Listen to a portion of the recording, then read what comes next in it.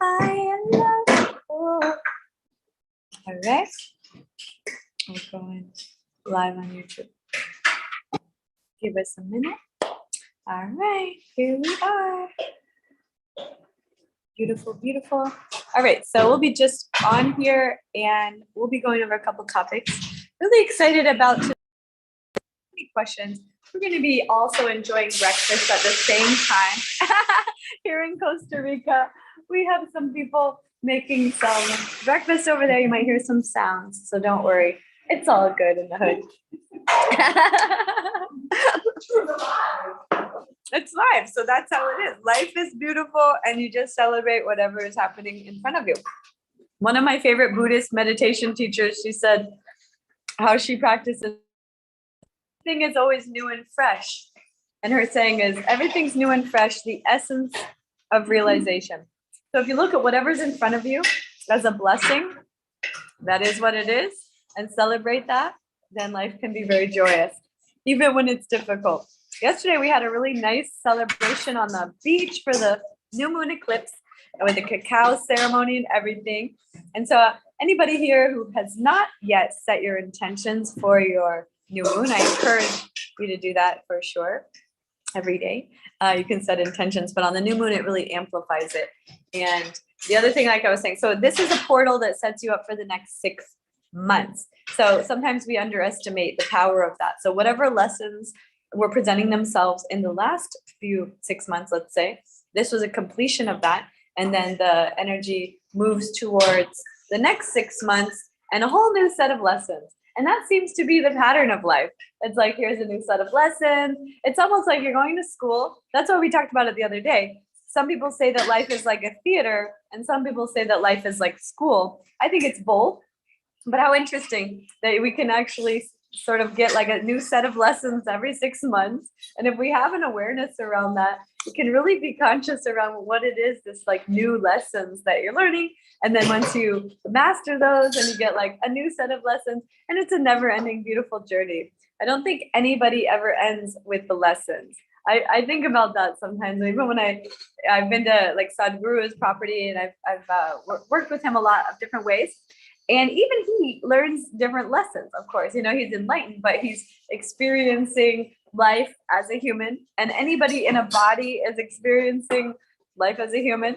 And therefore, there are lessons to be learned, evolution to be experienced, and growth, of course. I really believe that's the purpose of our life. One of the purposes is to experience the ever-evolving growth of the potential of your soul. So in that sense, we celebrate the lessons and we celebrate them and we see them as blessings, even when they're difficult. Because it's like, if it was easy all the time, then that would actually not be that interesting, right? Imagine if life was just easy all the time. You're like, yeah, I'm bored with this. I'm done. Peace out, right? Instead, it's like, all right, give me a mountain to climb. Give me a big boulder to roll up a hill.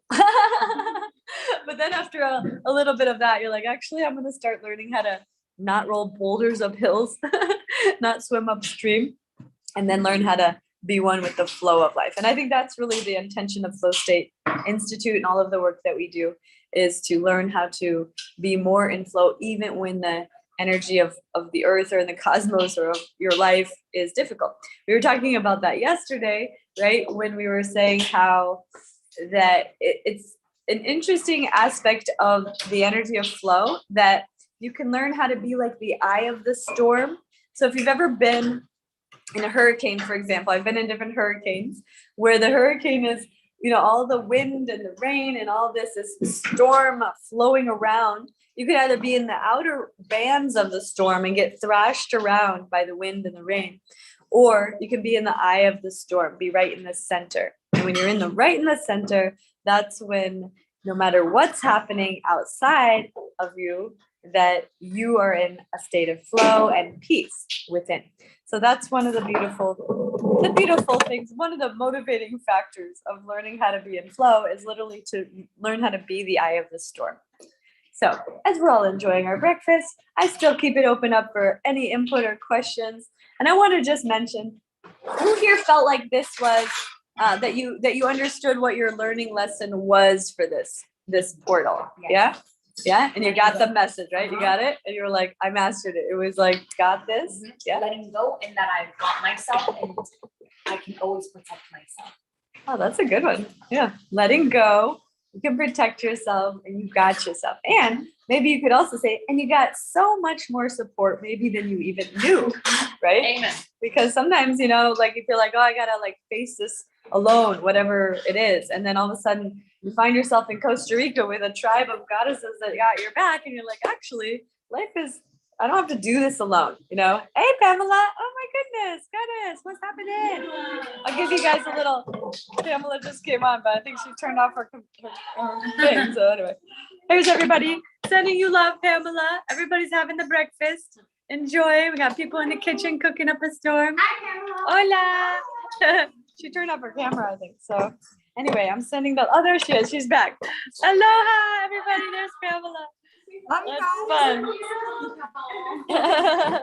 Back in action. You want to unmute? You want to say anything to us? Oh my God, I miss you guys so much. How's everything going?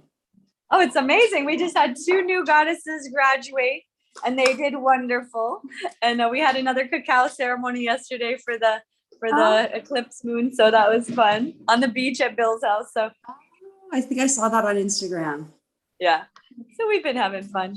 And we miss you and we wish you were here, but we're sending love from a distance and happy that you're online today. Yeah. And yeah, so we're talking just a little bit. If you want to share, you can also mention if you feel like you got the lesson of the eclipse, this portal. Because I feel like there's always a message for each individual person, not the same for everybody. It's different. It's kind of unique for each person, which is interesting. Did you get one, Pamela? I think I got a lot. Oh, you got a lot. Okay. That's even better. I got a lot of wisdom. Yeah, there's a lot.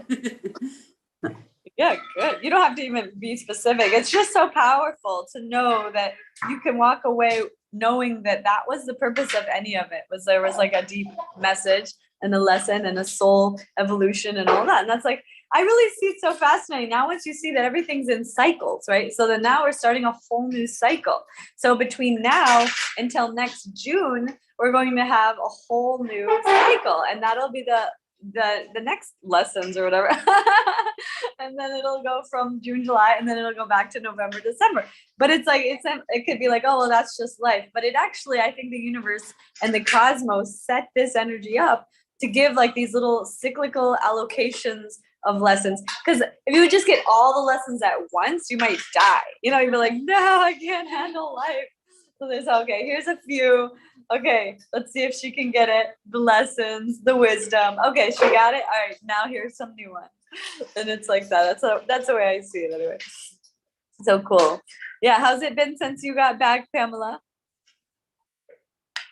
It's good. I'm super excited to have, I kind of switched the morning meditation bit a little bit around for like what's better for me, but I still doing an hour of the miracle morning, and then I made another class, and I've already talked to the shelter about doing yoga there, so I'm really excited about that. So that's amazing. Yeah, I'm so proud of you. You already did a whole new class. You're like on it. Yeah, I'm super inspired. Yeah.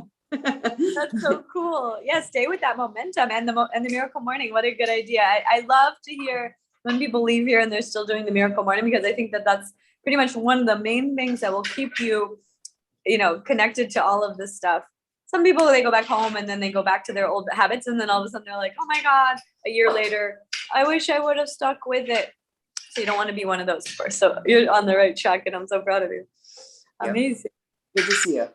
You too. I love you. Thank you for coming on, and thank you for sharing. Yeah. So we have breakfast, but we're just doing the workshop during that because the timing of it just happened that way. And we just roll with it. I learned over the years, everything is flow. So it's like, all right, we do it like this. This is cool too. But like the end of the day, like think about it. Like if we hold so rigidly to the way it needed to be in this one way, like that creates a lot of, I think, challenges in and of itself. And we just talked about this yesterday about from the Journey to Joyful book, the 3 emotional prison keepers, and how, just being attached to the way it should be or the way that you thought it needed to be is actually a major block to the flow. Because I do believe there is like a divine orchestration of life, and it does its thing, and so it's like, okay, this is the way life wants to flow, and then we're like, no, it needs to be this way, and then hardly do we know better than life, right? Almost never. So in that sense, then life will either thrash us around until we let go, or it'll give us a gradual little shake and be like, let go. And then you go, okay, fine, I'm letting go. And then it's easy. But if we hold on really tight, then it thrashes until you have to let go. So that's how I see it. Because anytime I've ever been able to be like, okay, whatever, then life is just easy no matter what's going on. You're like, okay, this is chaos, but like, I don't have to be chaotic within me. And that's, I think, to flip the switch.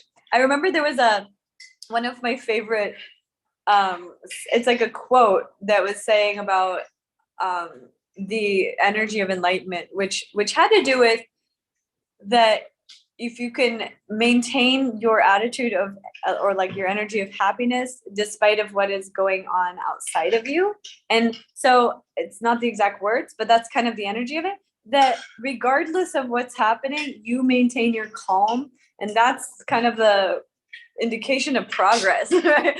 Spiritual progress. So I think in yoga, a lot of times it gets a little bit confused because people think spiritual progress looks like handstands for 3 minutes, and it's like, wow, this person is really advanced. But I really believe spiritual progress is like, how do you handle life when it gets difficult? And that's really the clear, more, I think, better measure for a spiritual progress that we can all use in our own lives. And I was feeling pretty proud of myself how we all handled it. Actually, everything worked out even better with the food, and we have an amazing situation now because the lady Janet ended up taking over and helping us a lot, and she's the best chef that we ever had. And yeah, she's like full time. She's a mother. We came home, she's like, have everything chopped, like ready for breakfast the next day. Like, she literally is better than any of those other people. Not one guy said he was a chef of the Queen of Spain, but I was like, okay, well, show me what you got, this lady, it just shows that like it's always more about your heart than about your skills or your mind. And we were talking about that this morning in the yoga class as well.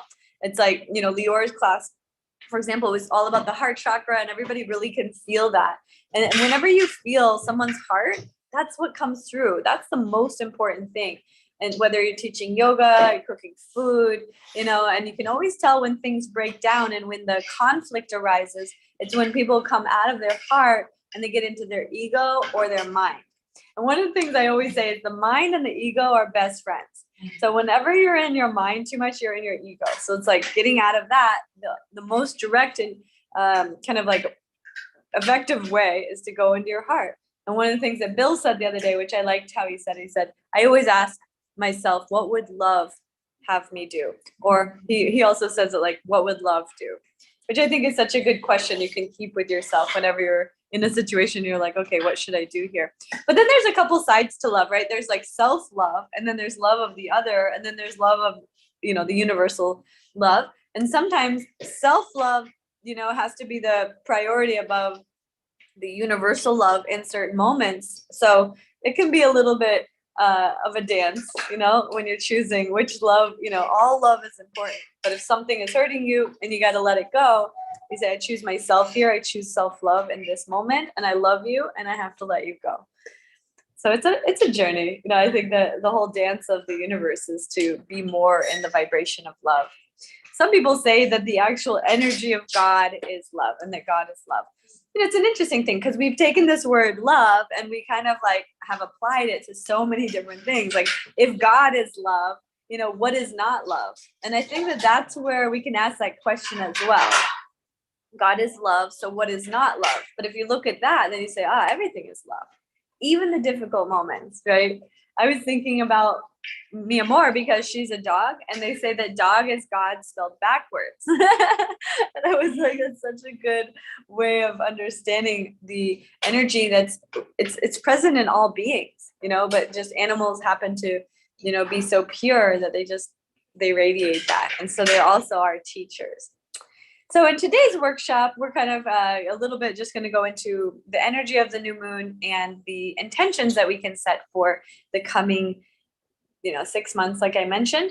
because like it's not a normal new moon because it was a new moon eclipse, and it's also the end of the year. So 2021, I feel, was one of the most challenging years on Earth, but I keep hearing that 2022 is going to be more challenging in terms of COVID. So most people don't want to hear that, but anyway, I'll just mention it in case anybody didn't hear that yet. And not to say like, oh, start being afraid, because it's not about that at all, of course. But just the idea that we want to prepare ourselves mentally and emotionally for what's coming. And what that really is, to me, is an opportunity for everybody to level up. So anything that you feel could be a restriction, what we have as an opportunity is how to create freedom even amidst a global restriction, perhaps, like if it becomes that again. But if it doesn't, then we celebrate and we say, yay, we're back to our freedoms, like that we deserve. So it's an interesting thing, because Melody, who is here with us, she's from Canada, and she was already trying to figure out how she can, live somewhere else, because Canada is becoming quite strict again, or even more strict than before.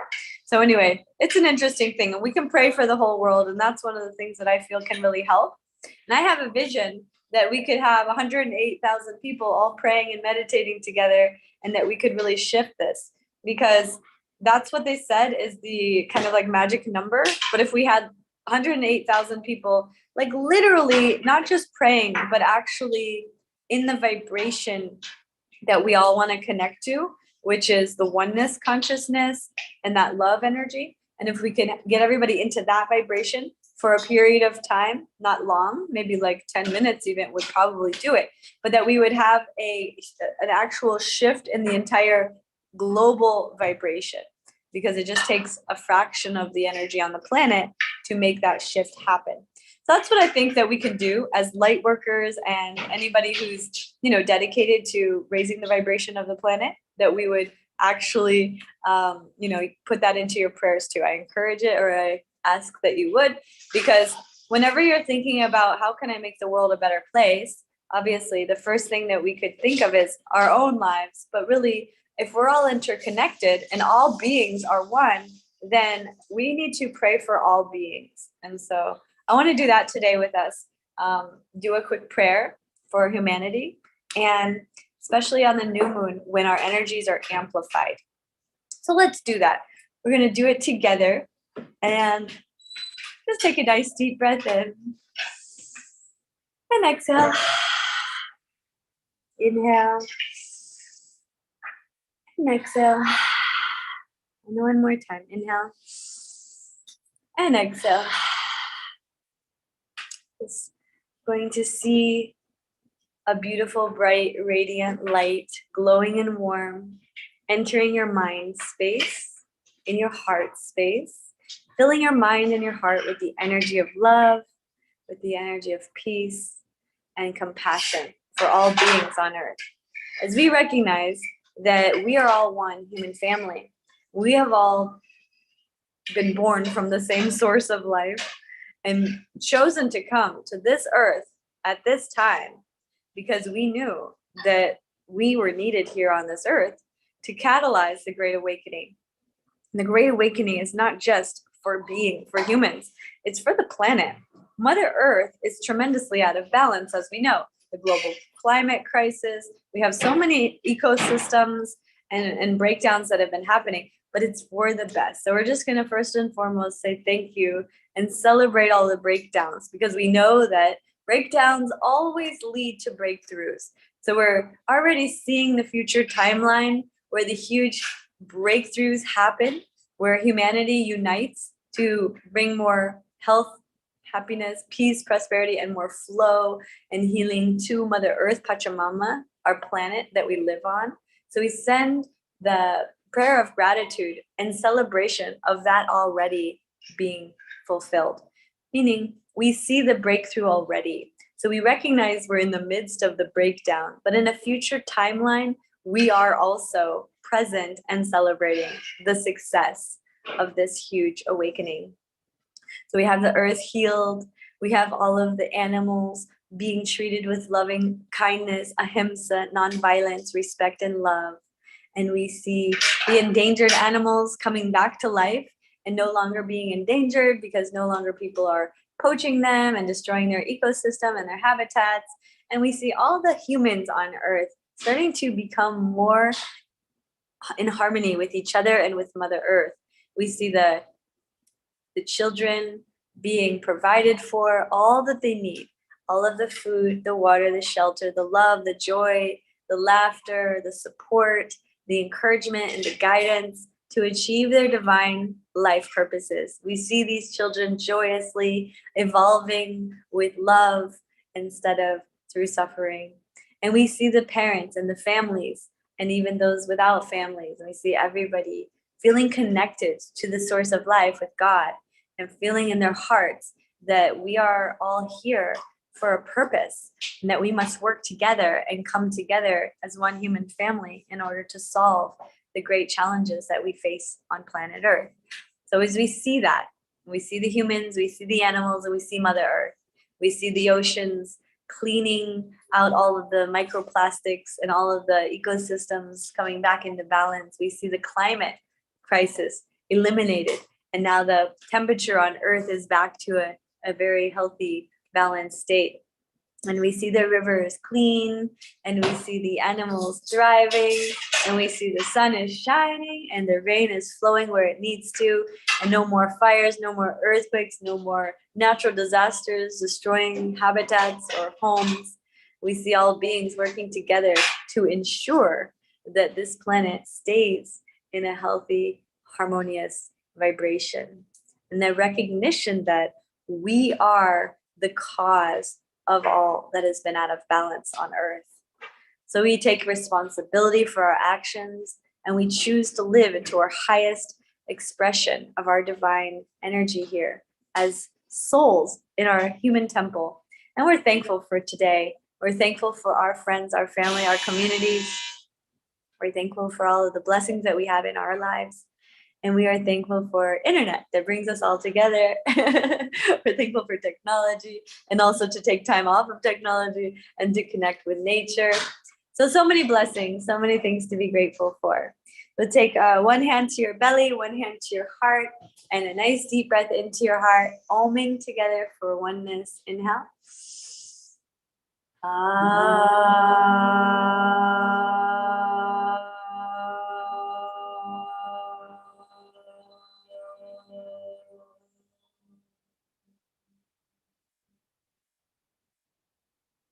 And just touch the silence and feel the energy of peace within you. Feel the resolution of all the world's problems. And so it is, and so it is. Aho Ashe, Amen. Namaste and Satnam. All right. I feel that prayer is so interesting because I think that there's only in religious settings, I feel that prayer has been exonerated, meaning like the real value and the benefit of it is only spoken about it in religious settings. But I feel like also every being should learn how to pray, that we can really utilize this incredible, simple gift to catalyze changes in our own lives, as well as to pray for the world. Who here likes to pray? You guys feel like, were you always praying? Was this a practice that you had, or this is something relatively new? Years. Your whole life, right? When you were a kid? When did it start? Honestly, when I was a child, we always did a prayer at nighttime. It was the same one with my mom. And then as I got older, I'd say like high school, I would just make one up that felt good to me. Ah, nice. And then as I got more into this realm, a lot more often, where you kind of just like talk to God in prayer multiple times throughout the day, Yeah, that's the way to do it. Just once, real quick, Like create a relationship with God, with the divine. Yeah. I think that's what prayer offers for us, is it gives us this experience of a relationship with the higher power, whatever you want to call that. And it's interesting because you can also pray with nature. That's one of my favorite prayers, is just to connect to Mother Nature and to feel the divine presence through the plants, the flowers, the sunshine. And that is really where we can see God's greatest miracles besides for humans and like everything that's alive. But you see nature, you can't help but be in awe, right? It's so interesting. I was thinking about that, especially being here in Costa Rica or any places that are exceptionally beautiful, and you're just like, okay, there's no chance that there's not a God, or whatever you want to call that. I like to use the word God because it's a relatable word. But what happened over time was I feel that the word God actually became convoluted, right? So then it's like people have this like personification of God. It's like, oh, God is, got this face and he's a man and all these things. But that's actually obviously not the case. God is an energy. We can use different words for it. Who has a different word you prefer? The divine. The divine. So if you say instead of God, you'll say the divine. The creator, infinite intelligence. I like those ones. Yeah, those are nice. Creator and infinite intelligence. Which one? I like changing that. Yeah, it's nice to use different words because it also shows that you're not. Pamela said spirit. Yeah, that's a beautiful one. I love that. Yeah, the universe. It also shows that you're not attached to it having a form or a name, and I think that that's part of like the actual relationship with it. It's like, okay, you don't need to have this name, because some people, they're like, in the religious sense, in the Christianity, for example, they're like, Jesus is God. Then if you say, well, he's one form of God, there's many forms, and then they will be very attached to that one form and that one name. So that's why I think it's important, this non-attachment. It's like, okay, that's one form, that's one name, many forms, many names. We got Allah, Buddha, Mohammed, whatever, all these names, beautiful expressions of the divine that have come forth to this planet to bring wisdom, to bring love, and to bring, awakening, or whatever their role was here. So I feel that, I think that having many names for God is important in terms of a spiritual development. And I was reading one time, it said something about how actually our evolution of our spiritual path, it's not always important, but it's kind of a good stepping stone to go through religion, because religion teaches a lot of things. And then most of the time, as you have a spiritual evolution, you start to realize, okay, all the religions have positive aspects. All of the religions are actually saying the same thing. And then you start to realize, okay, so religion itself is not the way, but it does teach certain things. And then you move beyond that and you just know that universal consciousness is the omnipresent, all-knowing, eternal, infinite source of life, and that is what you could call God. So I've really sat with this for many, many years, because when I was a young person, I remember my grandparents were Jewish. My mother had been Christian on her side. So we had that. And then my mother was really into Rastafarianism. She had dreadlocks, she loved like Bob Marley, and she had a marijuana farm basically. So we were Rastas for a minute. But it's interesting. So you explore different paths and you say, wow, actually there's benefits, there's blessings, there's beautiful things about all of them. And yet none of them are like the only way, right? And so I think that's where we are as humanity, like awakening to that truth eventually. And for anybody who feels that they, feel more comfortable within the religious context, there's nothing wrong with that, because that's a stepping stone. It's like sometimes you use in yoga, you use a block and a strap, and then you don't need the block and the strap anymore. You're like, I'm feeling good here. And then it's just freeing. So that's one of the things too. I want to just mention about the new moon is this energy of wanting to break free. So like anything that feels constricting is always what could be considered a limitation. And so the new moon, because it's just they call it the dark moon or the black moon, is a time where any shadows are revealed, right? Because when the illumination is it's like when you turn off the lights, you're more aware of the darkness. So any shadows that come up, that's the part that's feeling not free. And who here feels like part of your spiritual path is, for me, it's definitely, is to become free, to become liberated. Yeah, right? So what does liberation mean to you? Freedom of choice. That's a good one. Being able to create whatever you desire or passionate about. That's a good one. Freedom to create. Yeah, freedom to express yourself. Yeah, that's a good one. Non-judgment, freedom to express yourself, freedom to travel. Is that what you said? Yeah, these are all great. Being my higher self. Oh, that's a beautiful one, Pamela. Yeah. These are so good. Yeah. So it's like freedom means something different to everybody, but I definitely feel that the path of the spiritual path is about freedom, right? So it's like as you peel away the layers of any area of life that you feel unfree, right? You could call that blocked, you could call that constricted, restricted, limited, whatever you want to call that, limited belief system. All of that realm is anything that makes you feel not free.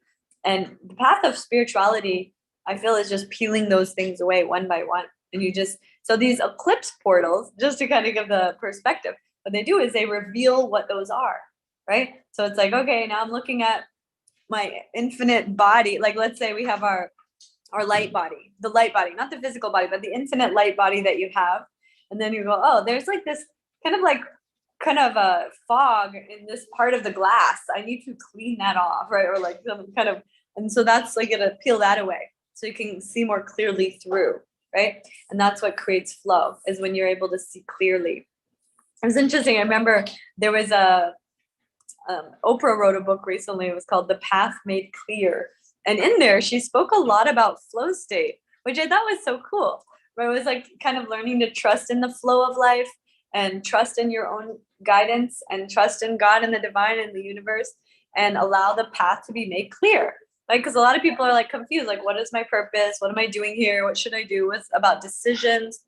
So it's literally just stripping away all of those kind of confusions, whatever that is. What brings confusion? Who here feels like you've ever felt confused in your life? Like you didn't know what to do, right? Everybody did. Now, did you have something that helped you with that? Meditation.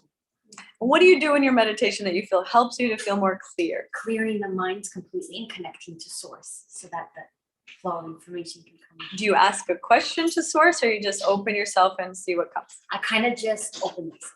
Oh, that's nice. Yeah. And you But just honestly, you get messages out. We've been doing what we've been doing here where we're asking questions. That's so powerful. I forgot that we can do that. Oh, Yeah. so did you do it this a little bit? Yes. And did it help? Yes, it gave me clarity. Nice. Because I think that's a little advanced way to just open yourself and get the message, because it's like not everybody can do that. So that's good that you're able to do that. But then like the questions is kind of also, they say like if you want better results, learn to ask better questions, right? But who do you ask these questions to? Like the idea would be, okay, you have these questions, you're going to ask them to your mom, your dad, like who are you going to ask questions? Who better than the source of life, the divine infinite intelligence that created everything? Go directly to the source. And then you can also ask other people to get, some confirmation. But a lot of times people, I think they go to all their close friends first. Yeah. Before I got into all of it, I was so confused for years, and I found that I could just open to source. So I went to like someone who's Reiki, and I took outside sources, was just trying to get information from anyone, go to teacher, and then I simply connect to a life. That's sort of what we have. But you asked them questions, or what were you doing? Yeah, I went to Reiki, so I had Reiki for the first time. That meant asked so many questions, and then that led to someone else, and that led to someone else. Wow. I found it hard to just meditate and ask questions when I wasn't super spiritual to begin with. So when you ask questions now, do you feel like you can get answers? Nice.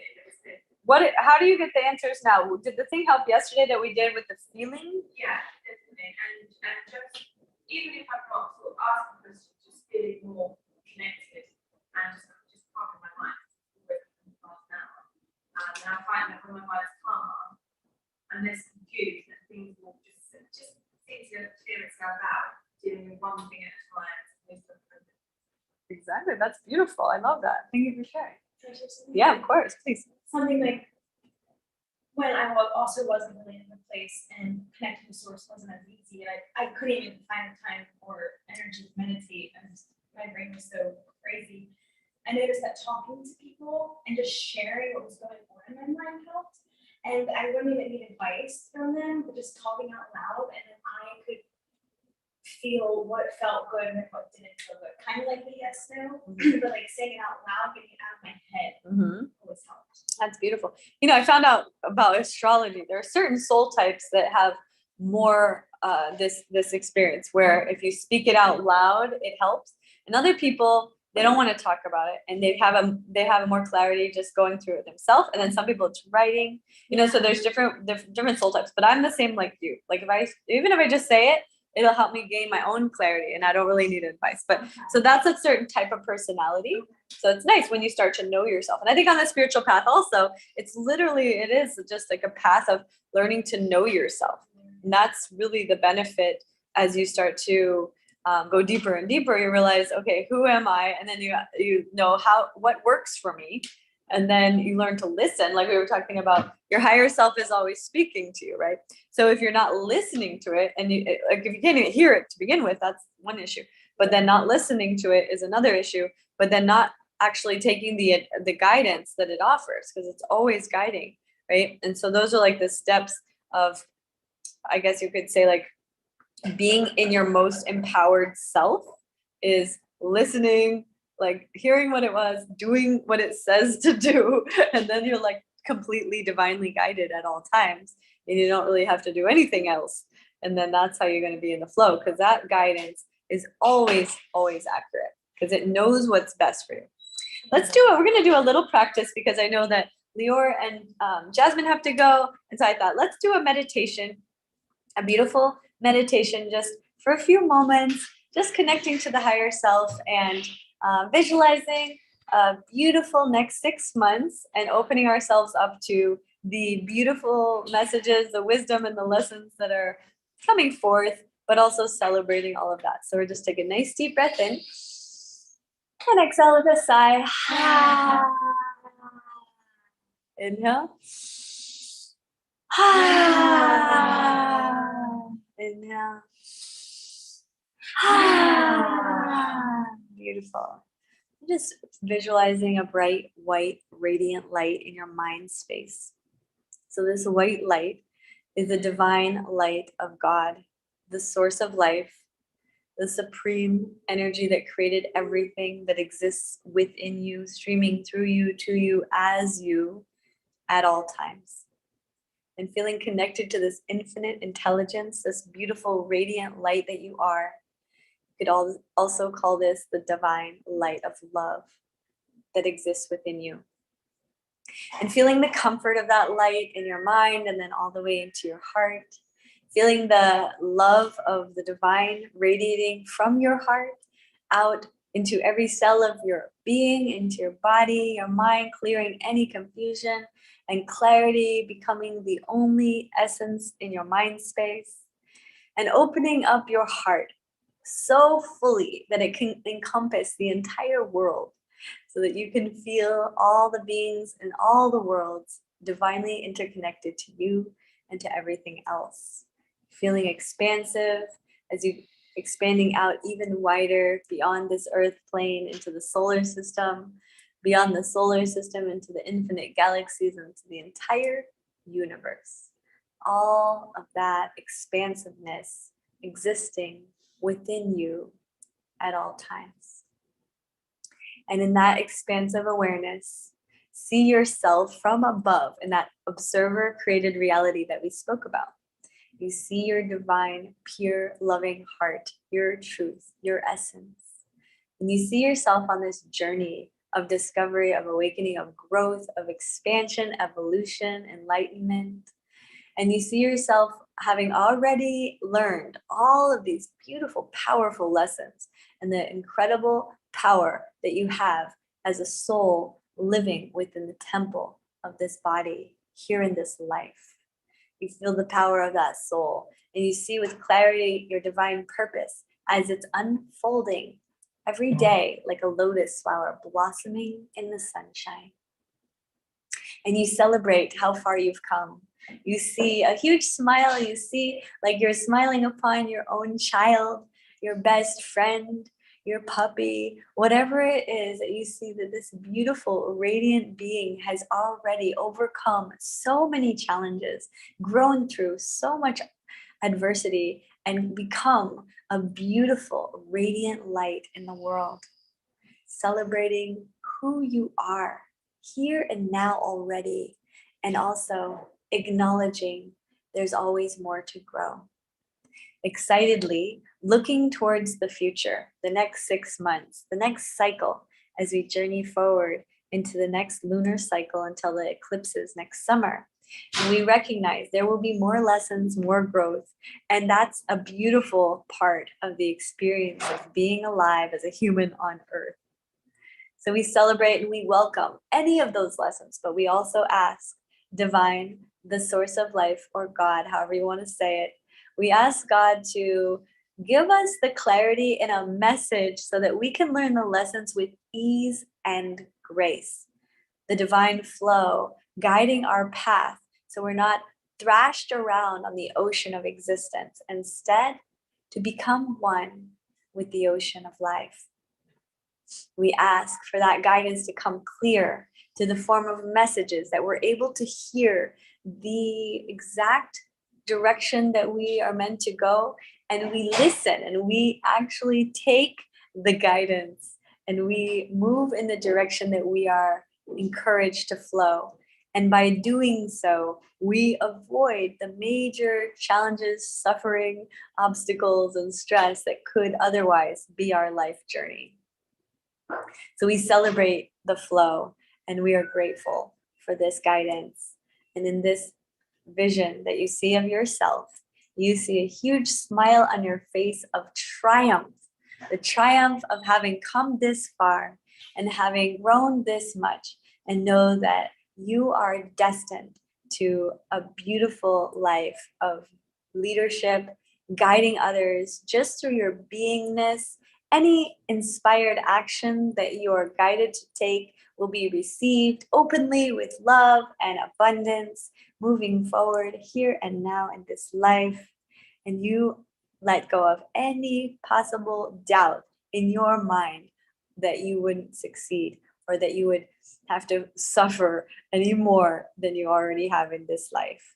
You let go of the past, all the people that were no longer destined for your journey up into this moment, or reorganizing your relationship to those who have come into your life in recognition that the divine order of the universe is always unfolding in miraculous and benevolent way for you to achieve your unique and beautiful divine life purpose. Sometimes that purpose is revealed later. And so being comfortable in the mystery of the unfolding, being not only comfortable, but celebrating the mystery, dancing in the mystery, making love to the mystery of life, and recognizing that you are the creator, co-creating your reality. So choose wisely as you paint the new picture on the blank canvas of the next 6 months. May we all come together over this period of time, from time to time, or as often as possible, so you may experience and feel the support of loving community, of tribe, of soul family that's here to love you, celebrate you, encourage and support you every step of the way. And we are here to co-create heaven on earth together. So let us celebrate our unique and powerful union. Thank you for being here. I send you love and blessings. I see only beautiful, benevolent, miraculous unfolding for you in your life, your family, your friends, your community, and all of the work that you are here to serve the world in your unique and beautiful way. Aho, Ashe, Amen. Satnam and Namaste. We love you. So we're going to take a 5-minute break because we have a few people that are heading out, and we want to make sure that we clean up the breakfast, and then we're going to come back on for the rest of this live workshop, and I'll be taking questions. So think of some questions, and we can also talk about different things that we've been covering in the teacher training here live, as well as astrology if you're interested in more of the new moon conversation. So we'll be right back in 5 minutes.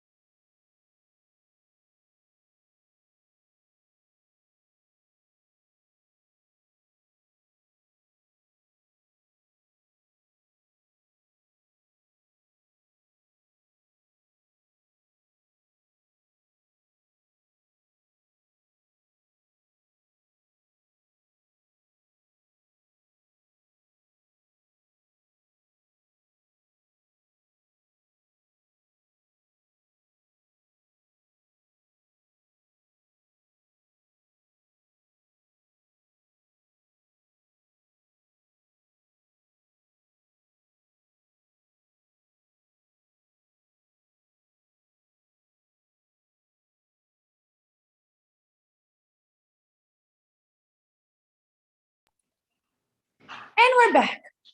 And we're better than ever. Always.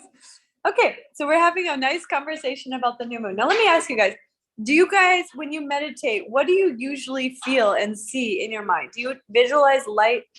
Who here does that? I visualize the sun, the bright light, and then I just do really simple thing, just saying I am light, and then think bright light, white light. That's my main one I do. That's beautiful. If I've got nothing specific, then just get really dark, and dark, and bright. Yeah, So, that's nice. And how do you feel when you bring the light in your meditation like that? yeah, it does literally put a smile on my face. Oh, good. What'd she do? Oh, she pooped. Mia Moore just went through that. She's having a day like that. She went all night like that. I'll fix it in a second. But anyway, that's a beautiful, thank you for sharing that. And you know, it's interesting because in our meditation with Lior's class, she had the meditation was Ram Dass, or yeah, Baba Ram Dass, if you guys know who he is, but he has the meditation. That's on Spotify, by the way. It's I Am Loving Awareness. Who here knew about that? So nice. He has a whole playlist of his talks that they've made into meditations. So that one's really, really beautiful. So it's I Am Loving Awareness. And then he has different ones, but that one is such a nice reminder of just an affirmation that you can do in your meditation that can totally change your whole vibration. It can change the way that you feel about life. It's kind of like what Bill was saying about what would love do. It's I am loving awareness. So if you say I am loving awareness, you can't be angry, right? You can't be violent. You can't be chaotic, because loving awareness is none of those things, you know. So the loving aspect and the awareness. Awareness is that you have this knowing, and the loving is like the energy that you're embodying.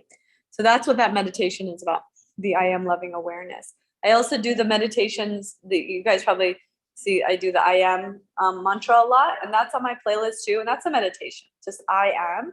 In the ancient yogic scriptures, that's basically the only mantra, they have a lot of mantras, but that's like the one that they encourage you to really get deeper into is this I am. And not in the form of chanting, although that's a nice way to do it, but really just in the form of your contemplation practice, like this I am aspect of yourself, because it doesn't have any adjectives after that. So it's not like I am beautiful, or I am smart, or I am ugly, or any of that. It's just I am. And then when you get deeper and deeper into the contemplation of that I am, it gets into what sometimes they call your pure essence. So your pure essence, or you could also call it the isness. Some people call it is. Whoever heard that before? Isness.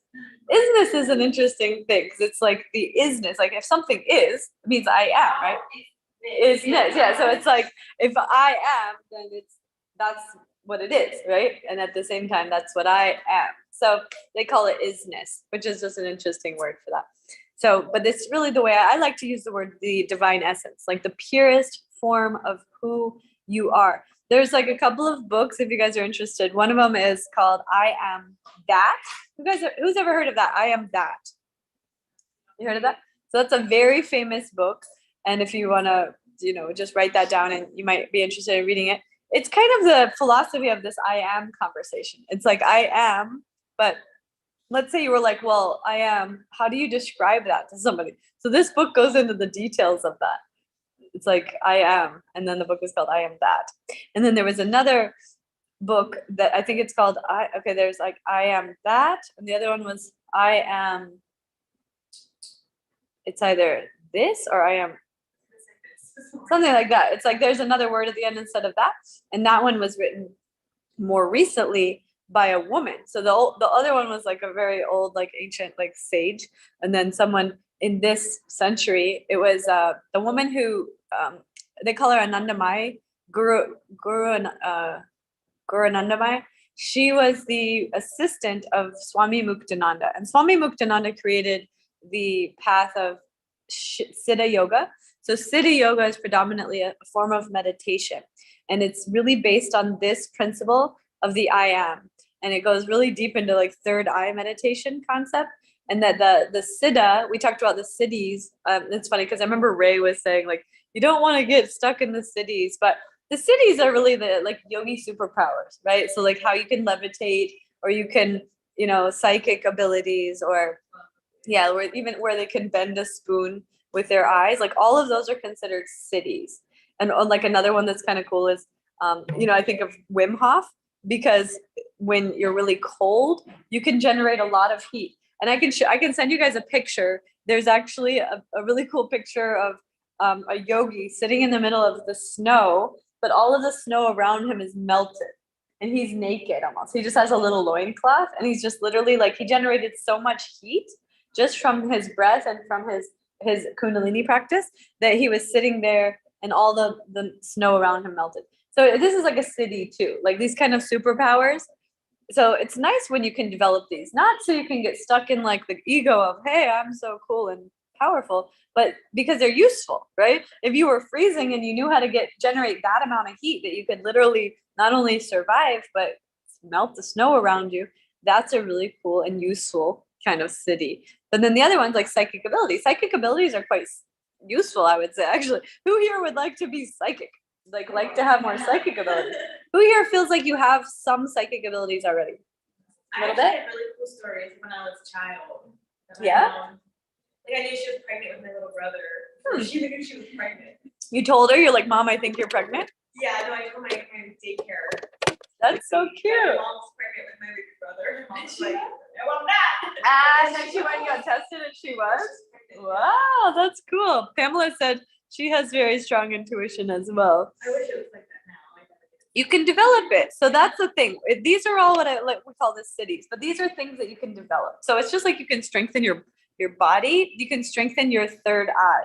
So that's where the psychic abilities come from.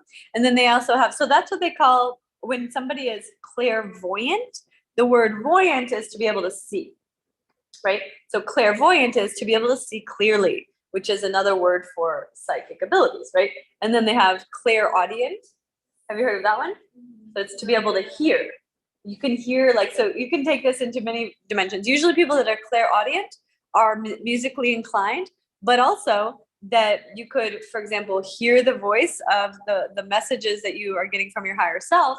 And that's another way of being clairaudient, to be able to actually hear the voice that's guiding you. So this is called clairaudient. And then they have another one, which you might have heard. Who's here have heard of clairsentient? Heard of it? Mm-hmm. Yeah. To be able to feel. It's like a perceptiveness. That's like you get these feelings and they kind of guide you. So that's called clairsentience. So some people have that ability. And if you're on the live and you have any of these, feel free to post in the comments. Or if you want to hear more, if you have any questions. These are just different cities.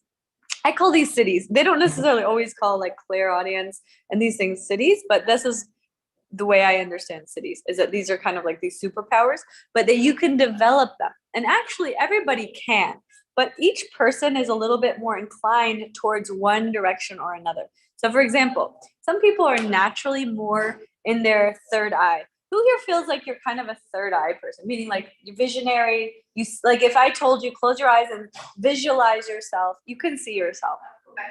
You getting better? Oh, good. I'm quite big of a daydreamer, so I sort of think that's a bit of visionary, because I'll sort of sit there, there's this whole story going on. in my Yeah, head. that's visionary. Yeah, It's so real. yeah, you can harness that talent. Trying to. What you can do, because I've always been like that too. If you can see stuff, because not everybody can. So first of all, you have to be grateful that if you can see, because some people, they close their eyes, you say visualize a red, elephant, and they can't see anything. So it's like, if you can, that's first of all a good thing. You can strengthen it if you can't, but if you can, what you can do is you can start to work with this gift, right? And then you can say, okay, well, if I can visualize a red elephant, what else can I visualize? What do I want to create in my life? And they say, if you can see it in your mind, you can experience it in your life. So that's really the important thing about strengthening these cities, is that they help you to be able to create your life in a better way, right? And if we're all co-creators creating our experience of life, why not strengthen these abilities, right? Who here would like to learn how to be able to strengthen for example, the one about the vision, to be able to see more clearly? Yeah? So one of the things that helps with that, for sure, is meditations. But then like really specific meditations where you focus your like your eyes are closed, but you want to focus your awareness at the third eye. And that actually starts to activate and strengthen the pituitary. And that pituitary is the third eye. So that's your Ajna chakra, you could say, or your center for intuition. And you can focus it just by focusing, you can strengthen it just by focusing on it. The other way that we do it, like in my first kids yoga DVD that we haven't done here, but we can if you guys want, is with the candle gazing meditation, which is called Tratak. So Tratak is where you have a flame and then you just focus on that flame. What that does is, first of all, who here has ever done that? Where you did the candle meditation? Not yet? You can do it on the moon too. Like, it moves and I focus on the smoke and then straight in it. Oh, you focus on the smoke of the candle, the same? Yeah, like of an incense. Oh, the incense. So it, like, Oh. moves, and then as I move up, it moves straight. Oh, yeah. So that's very good. That's similar. So anything that you focus on, you could do it on the moon. She said the sun. You don't want to do it on the sun unless it's literally only 5 to 10 minutes from the horizon, because otherwise it's hard on the eyes. But the sun is really good if it's low on the horizon. But basically, you can do on the moon. That's a good one. You could even do a flower. I mean, anything works.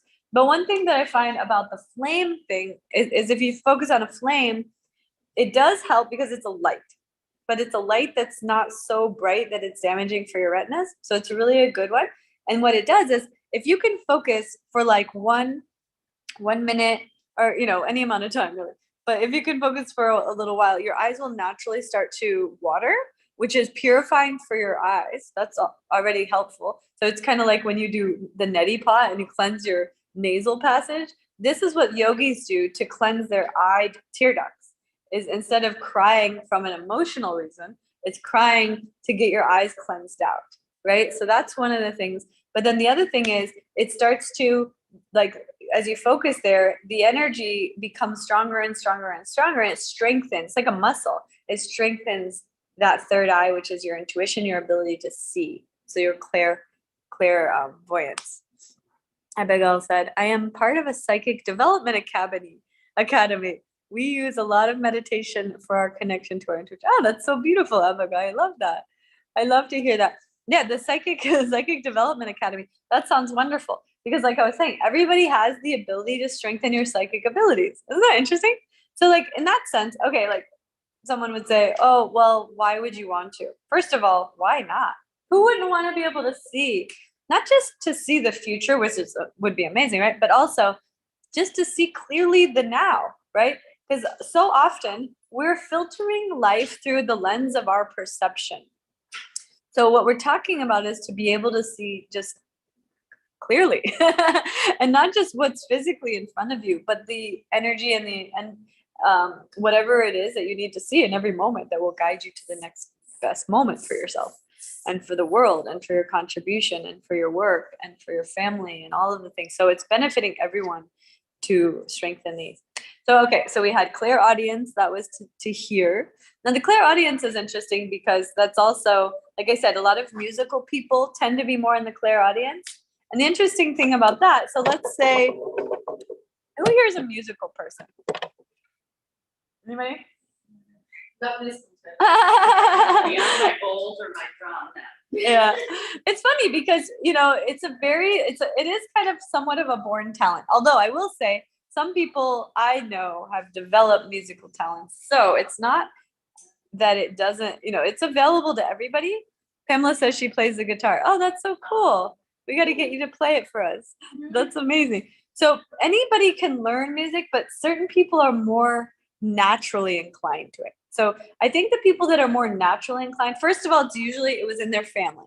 It's very rare for someone to be like a music genius coming out of a family that doesn't have any music in their life, right? And most of the time, I'm sure you guys know people who they're musical and like pretty much everyone in their family is also musical, right? So I don't know if you could say it's genetic, but it's definitely like environmentally kind of like transmitted, right? So if everyone around you is doing music, you probably end up doing some music. Same thing about yoga and everything. It's like whatever your family is doing, tendency is you will end up doing those things.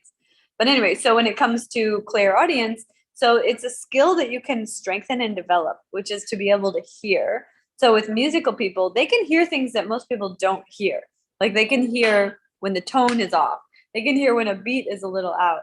They can hear all these little fine details of life. And I think that generally that audience, like the hearing aspect of their sensory perception is usually for musical people the strongest one. So I think every person has like one that's the strength. Who here feels like you know what your strength is in terms of which one of these? Seeing, hearing.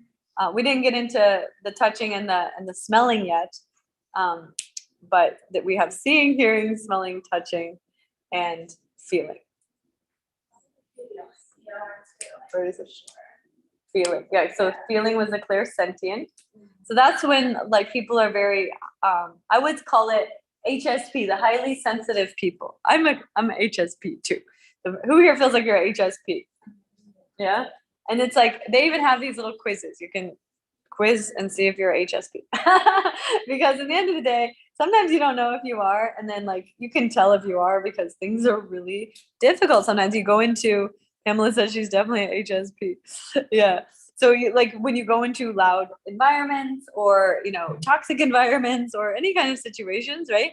That's when you know if you're HSP because you can't really handle all that. Whereas other people, they're almost like an ironclad energy. They can go into like the most craziest thing and they're like, yeah, no problem. And like a sensitive person is like, oh my goodness, I need to be back in my nature. I need to be by a tree. Like, what are we doing?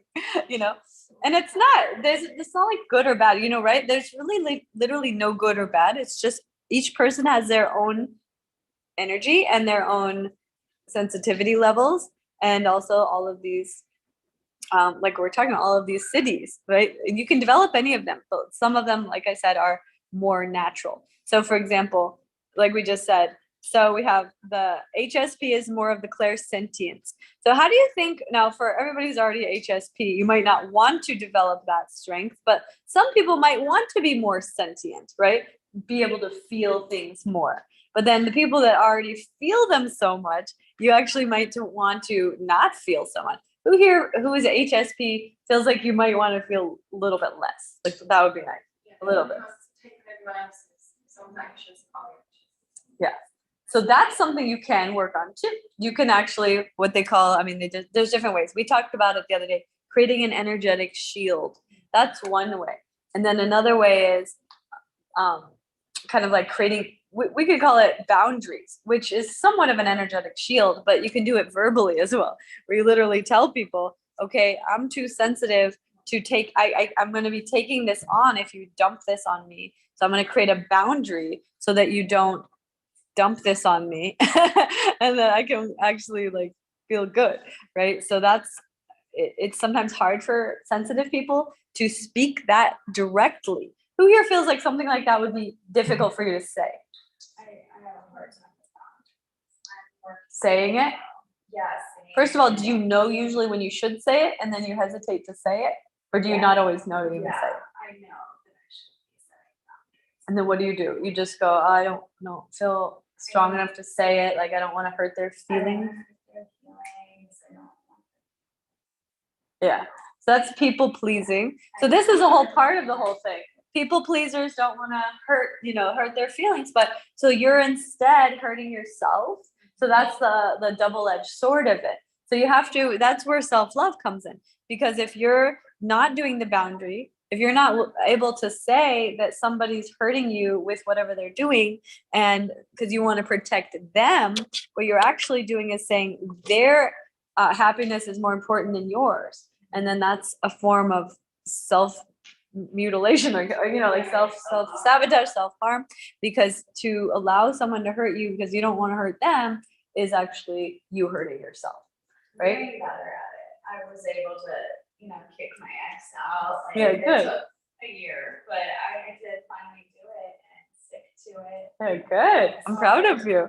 Yeah, when you can finally stand up for yourself, it gets actually really empowering. Then you're like, I'm never gonna let anybody do that again. Like that's why some people are very surprised when, it's funny because part of this teacher training, we actually had a lot of conversations about that, where it was like, no more nice. And it sounds like really weird to say, I'm not going to be nice anymore, but you can be kind, you can be compassionate, you can be loving, but nice it's the people pleaser. It's the one that lets people walk all over you, and you end up getting hurt generally, the nice people, because like everyone else takes advantage of if you're nice. Now you can be kind, like I said, compassionate, even generous and loving, but the nice energy is the one that gets kind of walked all over. So instead, you want to have more boundaries. So the boundaries is, I'm not going to be walked all over. I'm going to be standing up for myself. I'm going to create my boundaries. Let's see. Abigail said daily protection rituals are important for sensitive people. Exactly, Abigail. Yeah, if you want to unmute, you're welcome to share anything that you want to as well. And if you have something specific that you have in mind about the daily protection rituals, feel free to share. But yeah, that's what we were talking about. Like one of the things that we were talking about the other day is like saging yourself before you go to bed, for example, or when you wake up, or creating the shield of protection around your energy field so that you can protect yourself in every moment, especially if you're in a harsh environment. We Did use, you want sorry to interrupt, Go but ahead. we actually use a visualization that's really good, that is basically bringing in a white or a golden light through the crown chakra, but it's kind of visualizing it like a vortex, or it's like one of those spinning brushes that washes your car at the car wash. Ah, So yeah. it's coming down, and as it's coming down, the light is basically brushing all the debris, brushing all the negativity. It's basically cleaning all of your chakras, and you bring it all the way down through your feet into the roots of the earth. And then with that, the white light comes out and it creates a really nice bubble of protection. And this is a daily one that we're taught to use to protect ourselves. Great.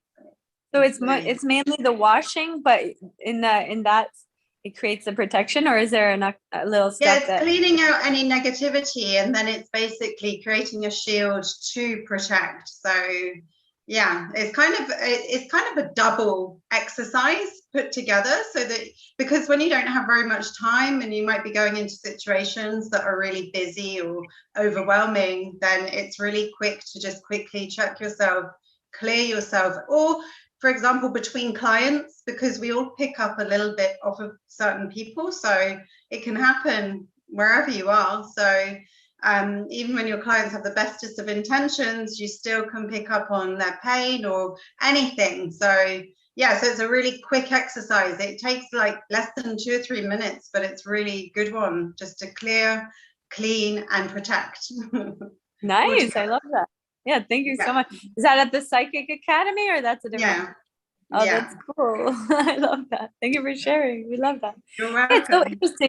It's so interesting if you think about, in your practice of being a spiritual person. Now, it's interesting because I think everybody's spiritual, but there's different degrees of how spiritual you might feel, right? So in the practice of developing these skills of how to manage being a spiritual person in a very material physical realm, that these are really the key. All of these little secret hacks, we could call it, like little ways of cleansing your energy, protecting yourself, but making it a daily habit and making that a part of your, you could call it your energy hygiene, is what we call it. So, you cleanse your field every day, just like you brush your teeth or you wash, take a shower. So these are the little things that make all the difference when it comes to how you feel on a daily basis. And if we don't, let's say, cleanse ourselves on a regular basis, it accumulates. Just like if we didn't, take a shower for a week, we would be really, really dirty. And so I feel like if we don't keep up with the energy hygiene, then we start to accumulate all of this gunk from these other people's energy. And that's when people say, I take people's energy on, like Emily had said. And what that is, it's like you can take someone's energy on just once, but it's like if you keep taking it on is when it feels like a burden. But if it's just like once, and you're just like, oh, well, whatever, like I can handle it. But if somebody's just I always say, like, it's kind of a graphic way to say it, but like if someone's just constantly vomiting their like negative energy into your field, like then all of a sudden you got a big mess to clean. But if they do it once, you go, okay, I'm going to just clean this up and I'm going to be not allowing any more in. But that's the key, is not only cleansing it on a daily basis, but also that boundary that doesn't let people to keep doing it. Let's see. I had Abigail said, or Pamela said, I also believe that as I develop my personal strength, I am less affected negatively by the input from the world. Yeah, that's true. And like as my light shines brighter, the darkness doesn't affect me as harshly. That's perfect. That's exactly right, Pamela. Exactly. Because think about this. Like we talk about this all the time about the duality construct. So we have the duality, which is, you know, we live in a material world, right? We're spiritual and we're physical. We have black and white. We have dark and light. We have all the duality. But what we have to see is that we also within ourselves have a little dark and light. So I consider the path of yoga a path of purification, the path of cleansing out those shadows, healing the shadows, so you can just merge completely back to the source of light from where we became. So that's what how I visualize the path of yoga and like what we're all doing here. But then at the same time, like you said, as you, I'll read exactly what you how you said it. As my light shines brighter, the darkness doesn't affect me as harshly. So it's like the light shines brighter because you're cleansing out all those shadows. And the more that the shadows are cleansed out, nothing's going to trigger you. A lot of times what affects people is the triggering of unreconciled or unhealed shadows, right? Does that make sense, you guys? So if you have some kind of trauma inside, let's say from this life, childhood, past life, and somebody comes along and does something and then it triggers that, that's usually when you get a response. Like that's when you like feel bad, angry, upset, hurt. But if you've already reconciled that energy within you, if somebody comes along and tries to like invoke something, it won't even trigger it. Have you ever had that experience? You know what I'm talking about? I get it a lot. So obviously, you know when people are negative, you pick up their negative energy. I get it a lot when my friends have been in situations, boyfriends or whatever situation, it's a really bad situation, and they're not even bothered. So they're not anxious. But I'm so anxious thinking about their situation. For them. Yeah. They're not even being negative, but they're just telling me about it. And then I can't sleep. So that I think it's something in me, like you said, like a trigger, like something is triggering it. And even though it's not my situation, I'm stressed about it. Yeah. Even if they're not. No, that's so true. Well, there's a couple things. First of all, that might happen because you are an empath. So an empath feels for the other person, which is not the best way to live. Because if you're taking on other people's stuff, like you're saying, they don't even feel it, but you can feel it because they shared it with you, right? Now, there's a couple of things. An empath, I think, can strengthen your ability to not feel for other people. So there's two things. There's empathy and compassion. Who here knows the difference? Okay, and then there's a third one, sympathy. Empathy, sympathy, and compassion. So let's talk about empathy versus sympathy. So I think empathy is where you're taking it on physically. I think sympathy is more where you feel sorry for them. Yeah. But you're not taking on the physical emotion. Exactly. And compassion, I think, is where you're more understanding. You can see, but you don't take it on. But you don't take it on. So you're whatever you understand, compassionate, but when you leave, it's not still inside. Exactly. So I feel that compassion, the development of the skill and the mastery of compassion, solves the issue of empathy. Because the issue is you take it on and now you're carrying the burden of their problems, right? And so to transition from being empathic, which is in the same kind of ballpark, right? It's not just like, oh, stop being empathic. It's an evolution. You go from the empathic nature, which is you have a problem, you told me about your problem, now I feel bad for your problem and I'm carrying it. That is not healthy for your energy, right? So instead, to kind of like evolve that feeling into compassion, where it's like, okay, I see your problem and I send you love, and that's it, right?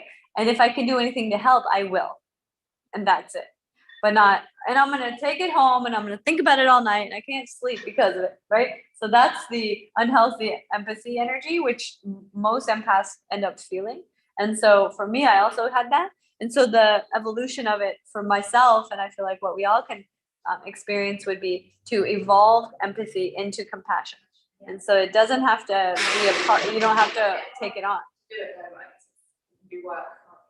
Well, every time, okay, here's how you do it. So the question is, how do you do it? Right? It's like, oh, just evolve it into compassion. Hello. Duh.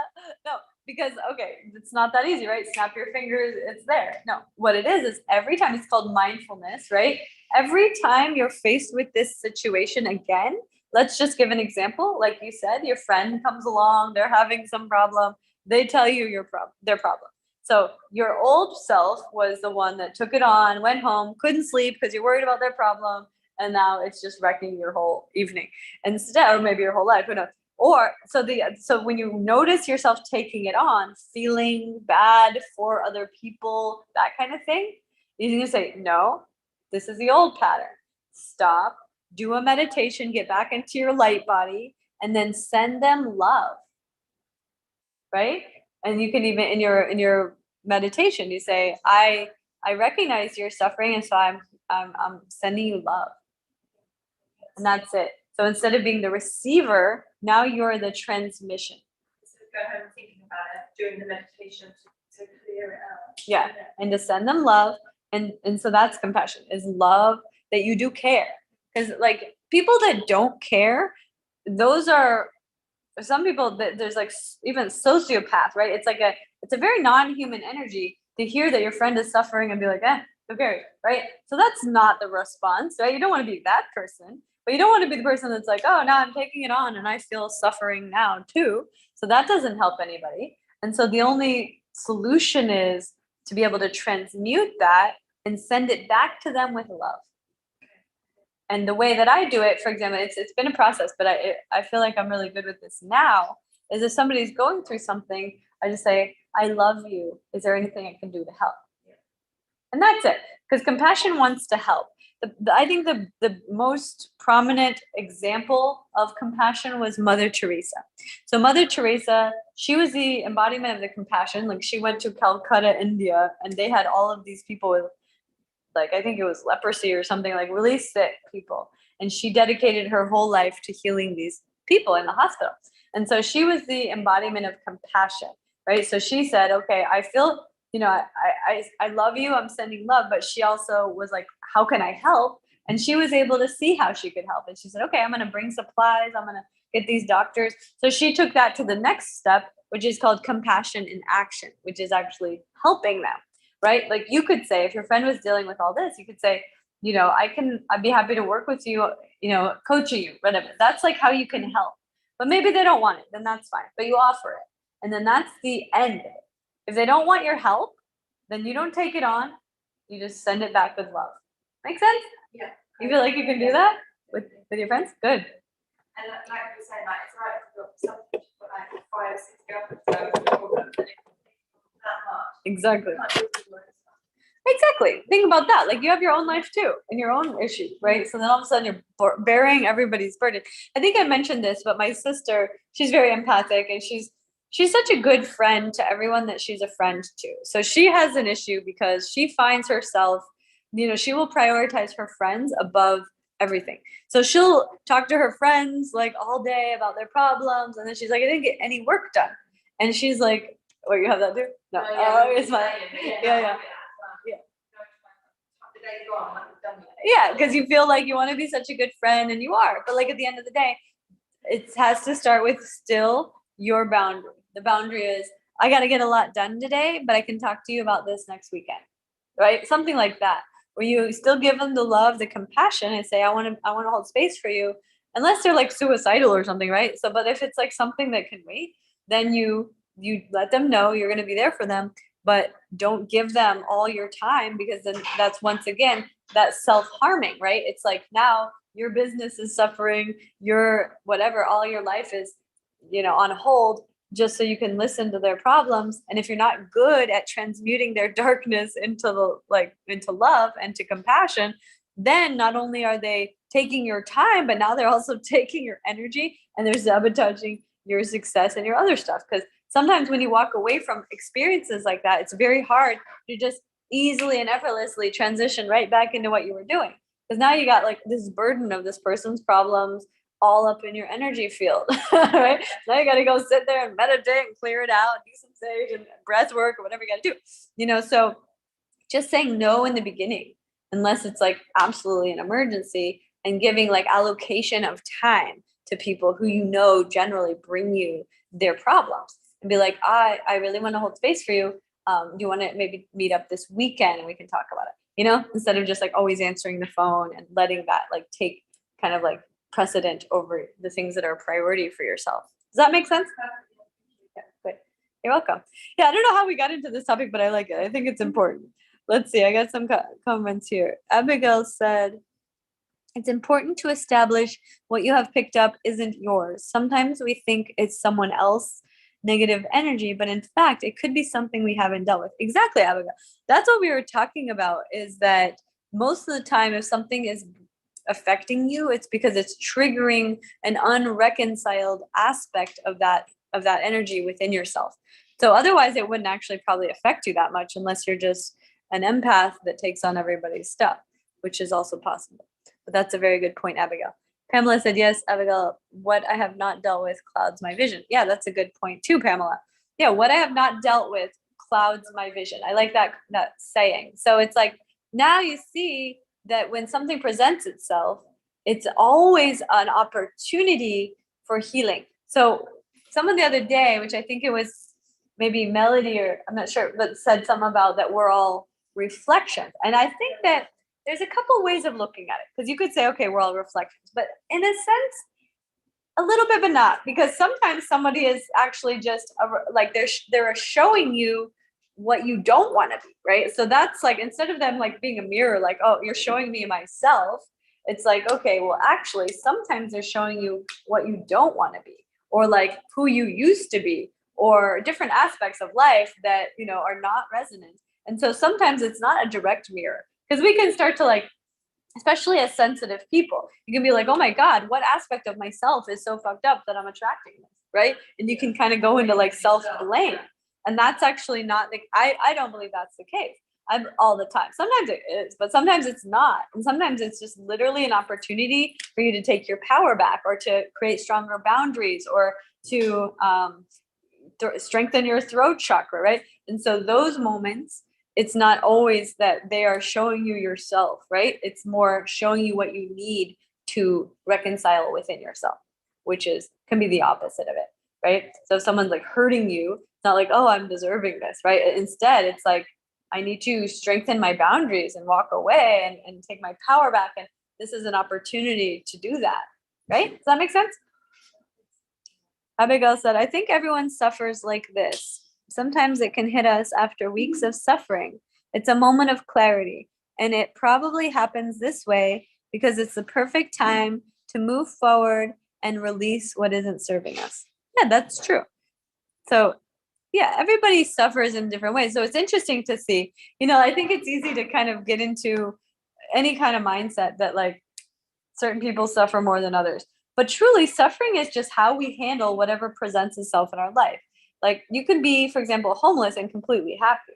You know, not that many of them are, but like ultimately I've seen happy homeless people, you know what I mean? Or you can be one of those starving African kids and smiling, right? And then you could have like millions of dollars and sit in your mansion depressed, right? So like actually our external circumstances are almost not correlated at all to how happy we are. It's literally just ourself creating our own suffering, right? And then if we are suffering, now what happens, the human mind and consciousness loves to bring other people into the pity party of suffering. So if you're suffering, that's why people that are suffering tend to be mean or angry or violent or hurt other people. They say hurt people hurt people. That's because misery loves company, right? That's the old saying. So like if someone's suffering, they want to bring you into that cloud. So that's the important thing. Like you were saying, it's a moment of clarity, and it happens this way because it's the perfect time to move forward and release what isn't serving you. So you can see if someone's suffering and they're trying to bring you into their storm, then that's your opportunity to strengthen the boundaries. And Abigail said, I ask my friends to send voice notes. That way I can listen and reply in my own time. I can be more supportive that way. Otherwise, I just feel resentful. That's a good point too. So there's like ways that you can create boundaries with your friends. Because if your friends are always like, how I said it, purging their problems onto you, you don't want to just cut those friends off. So you could, but you could also just get better at communicating how you are able to receive their messages. Like Abigail has a good point. She's like, yeah, I have them send me a voice note instead of picking up the phone. Because you pick up the phone, automatically you're like wrapped up into their situation, their story, right? So instead, send me a voice note, send me a text, and then you can get back to them when you have time. And then you can be a better friend like that. Same thing with clients too, by the way. So if you're working in this field and you have clients that are like, have issues and stuff and they need your help, you still want to have those same kind of boundaries with them as well, right? Make sense? I also think that I have put it into place more recently. I've got a friend that's always so negative, and I used to let her run, and I used to put press after, but now I've sort of got, I don't want to say stricter with her, but a bit more. I found that she's even a bit happier. She just got into the habit of moaning so much, and I said to her, right, we're not having this conversation.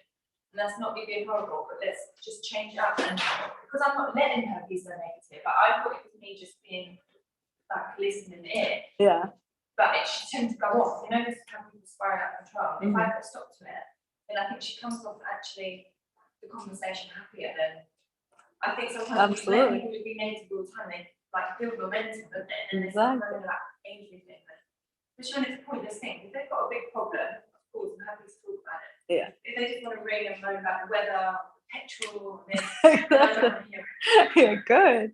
Speak to someone else about it. That's perfect. That's exactly right. And that's a good point, because if you can be that strong friend that sets solid boundaries and that tells them, like, I love you, that's the compassion. And I would be happy to listen if there's something I can do to help. But otherwise, what I tell people is I don't really have any time or space for any negativity, because I'm really focused on what I'm working on right now. And so like, I'm always in that mode. I'm like, I'm focused on the positivity of the life. But I've said that to people before, and sometimes Am I really negative? That makes well, it can go both ways, because some people can say, oh, gaslight, right? They kind of could project that you're gaslighting, meaning like, oh, she only wants to hear positivity, which I think we all have a right to choose if we just want to have mostly positive, relationships. Not to say, if, like you said, if it's really something, if it's a big deal, then yes, I'll hear about it and I'm happy to help. But to just hear about all your moaning and groaning, that's what I was talking about the other day in the complaint-free world.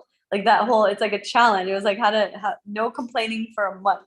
You can challenge people to that, because you're right. What you said, it creates momentum. People get into the habit of complaining. And then every time they call up, let's get right into it.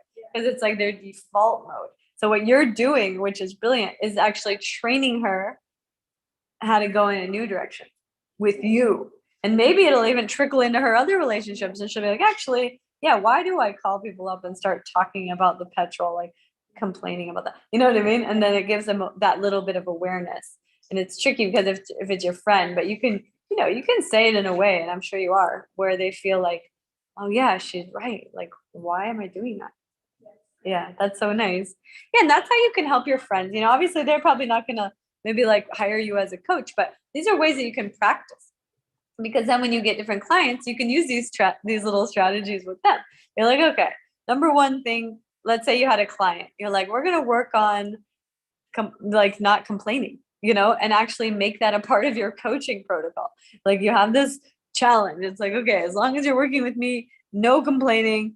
And if you do complain, I like the little strategies some people use, which is if somebody breaks the rule of the no complaining, then they need to put like $1 in the jar or something. Like, so they have this kind of repercussion, because if you don't have any repercussions, then it's a lot less likely, right, that people are going to stick to something. But also incentives are really nice. So it's like, okay, one of the things I used to do with the 30-day yoga challenges, like we would give prizes. So we gave out like $1,000 prizes before, like yoga clothing, different, like I would get sponsors and stuff. And then like whoever completes the full 30 days, they will get like prizes, right? So these are ways that you can also celebrate and help to encourage and motivate your clients, is to kind of incentivize them to make it through a challenge, which would be like, whether it's to stop complaining or to do yoga every day, or to meditate every day, and give them these little prize incentives. That can be very beneficial, especially as we go into January. Who here feels like you're going to be creating something to offer for January? Yeah? You have some ideas already? Oh, good. That's so cool. Yeah, we've been talking about some of them, like with the group thing we talked about. That's gonna be really cool. I really want to start because I want to start doing like, I think was just trying to come into my head, like offering like full moon and new moon ceremonies, sort of like we did yesterday, Mhm. either in person or just on Zoom. You know, I know a lot of people have intentions to do it, but then they get too busy and make it like a monthly thing, like every and like either charge for it if it's in person and do incense and lit fire, do it in somewhere really pretty like in the woods, or and then make it like on Zoom. So that Oh, that's a good idea. I love that. And it's fun too, and it keeps you plugged into the energy. Yeah, I think it's a nice way to sort of get people that are just beginning their journey in spirituality without being too heavy. It's just like a nice way to get people into it. Yeah, that's so cool. One of our graduates, Jordy, she lives in LA, and she was doing, even during COVID, which was very interesting, she was able to do, because not everything was locked down, and she was doing, I think it was full moon, only once a month, I think. Maybe it was full and new moon. But anyway, live yoga at this hotel. So she had, because I always give people all these ideas. So she got this partnership with this hotel, and then she did a live yoga for the full moon outside. And then she had someone that was play live music to come. And then she had another friend that does like tarot cards. So she created like this cool little thing, and it was like every month. I don't know if she's still doing it, but she was doing that during like most of the lockdown. Yeah, that was a fun one, especially if you're into the mood, because it's something that you can, especially for hotels or any kind of like cool thing like that. They're always looking for ways to, especially after COVID, right? But like even during COVID, she was doing it. But they're always looking for ways to, bring more people through the door, right? Or whatever, like any kind of business it could work with. Like besides for a hotel, which hotel is a really good partner because they have a lot of space and they have a big budget, and they actually just want to have good publicity, so it can be very beneficial. But besides for hotels, like I know, for example, Lululemon and different stores, they also do these like little events and stuff. So you could kind of talk to them and say, have this idea, you want to do this full moon, every month, but you could say we could start with 1 month and see how it goes. And then they'll help you promote it. And that's what really was beneficial, is because they promoted it. So they got like 100 people or something. And so it was really nice because in the beginning, you kind of want to have that support too, somebody promoting your thing. So depending on where you live, live events are nice, but you could still do this online as well. But the live, especially as doing it live or online. Oh yeah. Yeah, that's fun too. And it makes it more fun.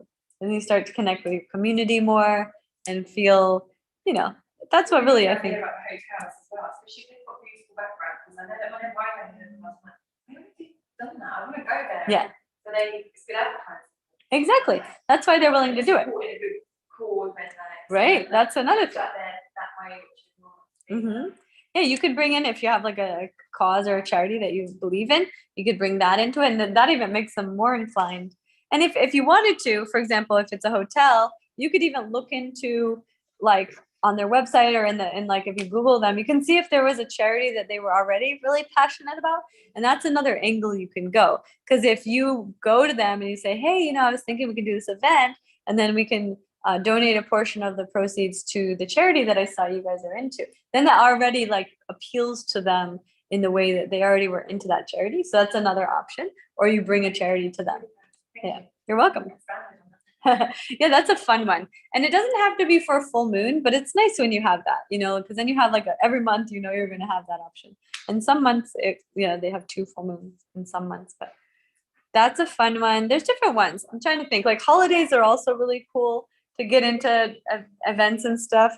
And doing things online is really good. Another thing that I talked about a lot in the Master Business Academy is working with brands and getting them as sponsors. So this is something that I always encourage people, because I did that so much in my career, and it was just such a blessing. Like they would do so many things. A lot of brands, they have an audience. First of all, they have a budget because they can, so they can donate products, or like they can, sponsor it in different ways. And then they'll also help promote. So those are some of the best partners that you can get, is like a brand that already wants to get their brand in front of more people. Pamela says, I am really connected with working with the moon. Oh, cool. Yeah. So that idea that we were just talking about could be really good for you too. The nice thing is, like, there's literally so many people in the world, everyone could do these new moon events or full moon events, and there was still more than enough people, right? So that's the cool thing. So I never think like competitiveness. You could also make it collaborative too. So if you know other people that are in your community that are into the spirituality, say, hey, you want to co-lead this? And that can also get more people there, right? So that's another. And also, if you're really smart, I encourage you to find somebody that's really good at marketing and bring them on as a partner, because that's really where you're going to shine, is if you don't have to do all the marketing yourself.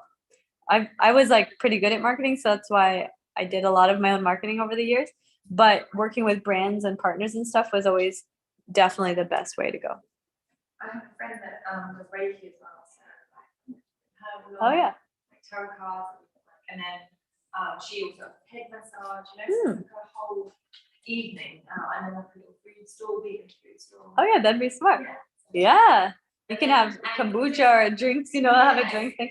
It's Yeah. not every week, it's once a month. Mhm. People with children or busy lifestyles can really look forward to that one thing a month. Exactly. And even having that social side of it, meeting people that are all in the same like wavelength, you know. Exactly. Friends, so like to start to build a little community. And I think that's wonderful, because especially there's never been a better time than now, you know, because everybody's been locked up for 2 years. Now they're starting to come out, and it's like, okay, what's going on?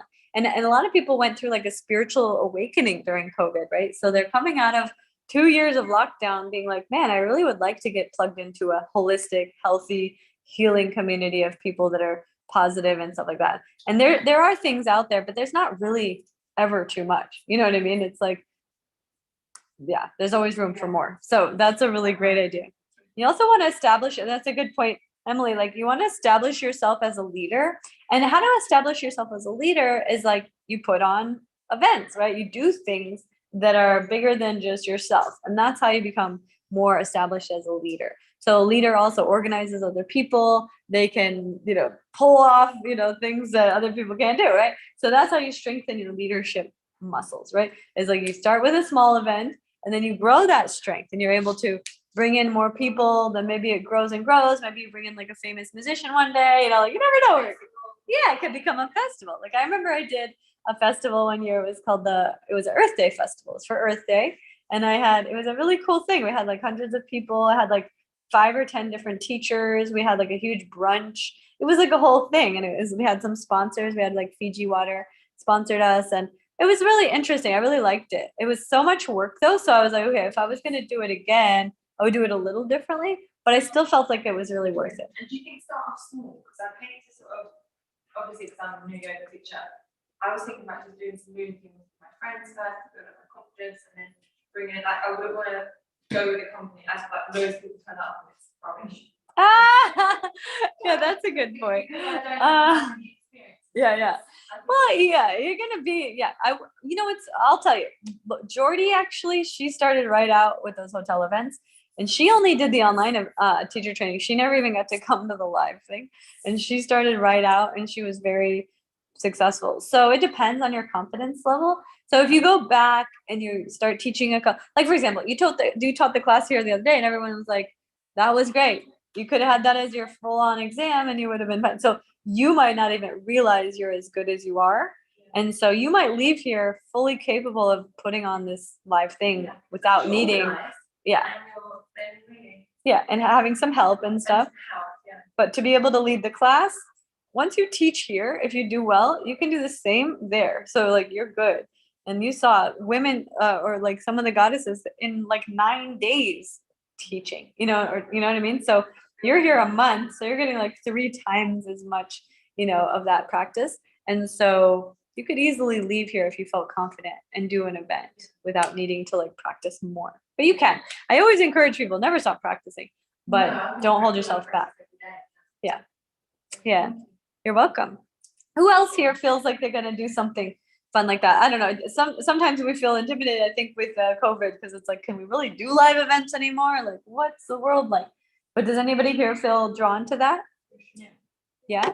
What do you feel? Something the same or something different? Do you have an idea? Pamela says she's connected to working with the moon. What about you, Pamela? Do you feel like you would like to do this kind of live event that we've been talking about? Feel free to leave it in the chat.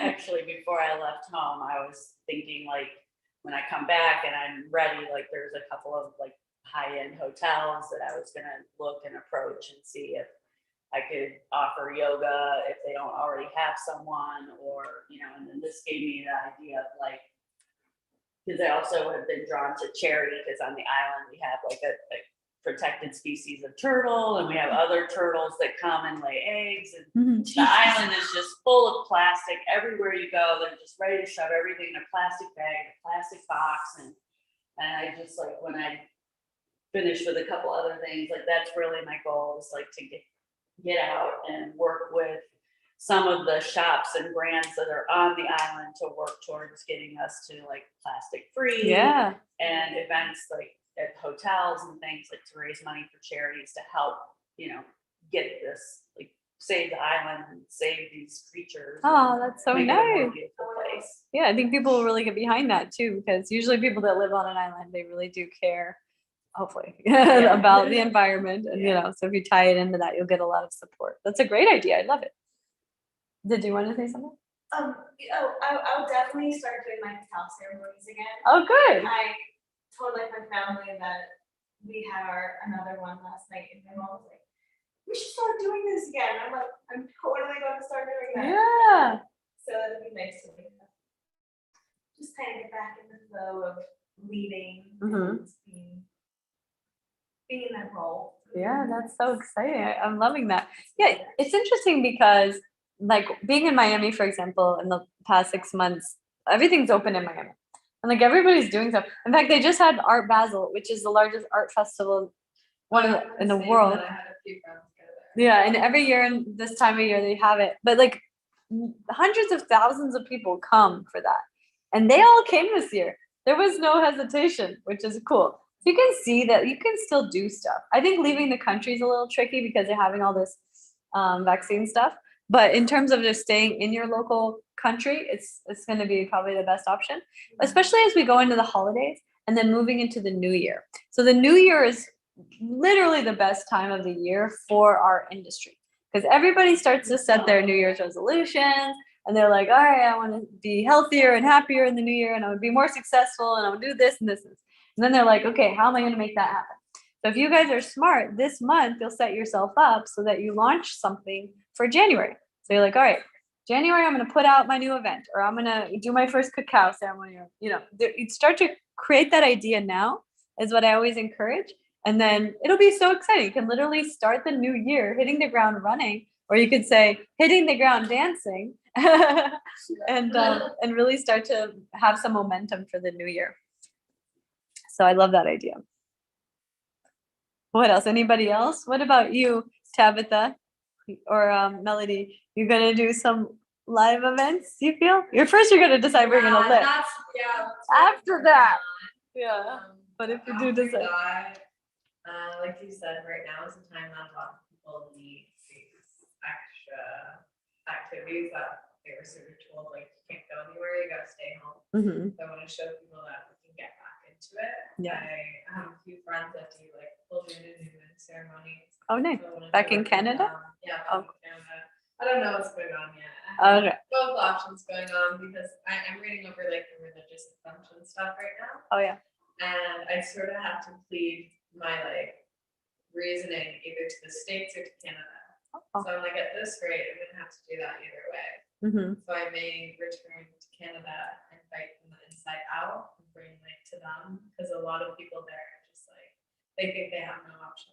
Yeah, that's true. So I think that may be a way I'm feeling pulled towards, and I want to do a lot of online classes, because I also have like my Zoom set up for that, and have whoever may not feel comfortable yet attend there, but also have it in like a live setting. Nice. Yeah, that's a good idea. Yeah, and like I have a few friends, they started like with fashion shows and stuff, and they're doing them photo shoots, and they do it in really cool places. So I was thinking of going to those places with them and having a different setting for each ceremony or class I have. Oh, that's a nice idea. Yeah, collaboration.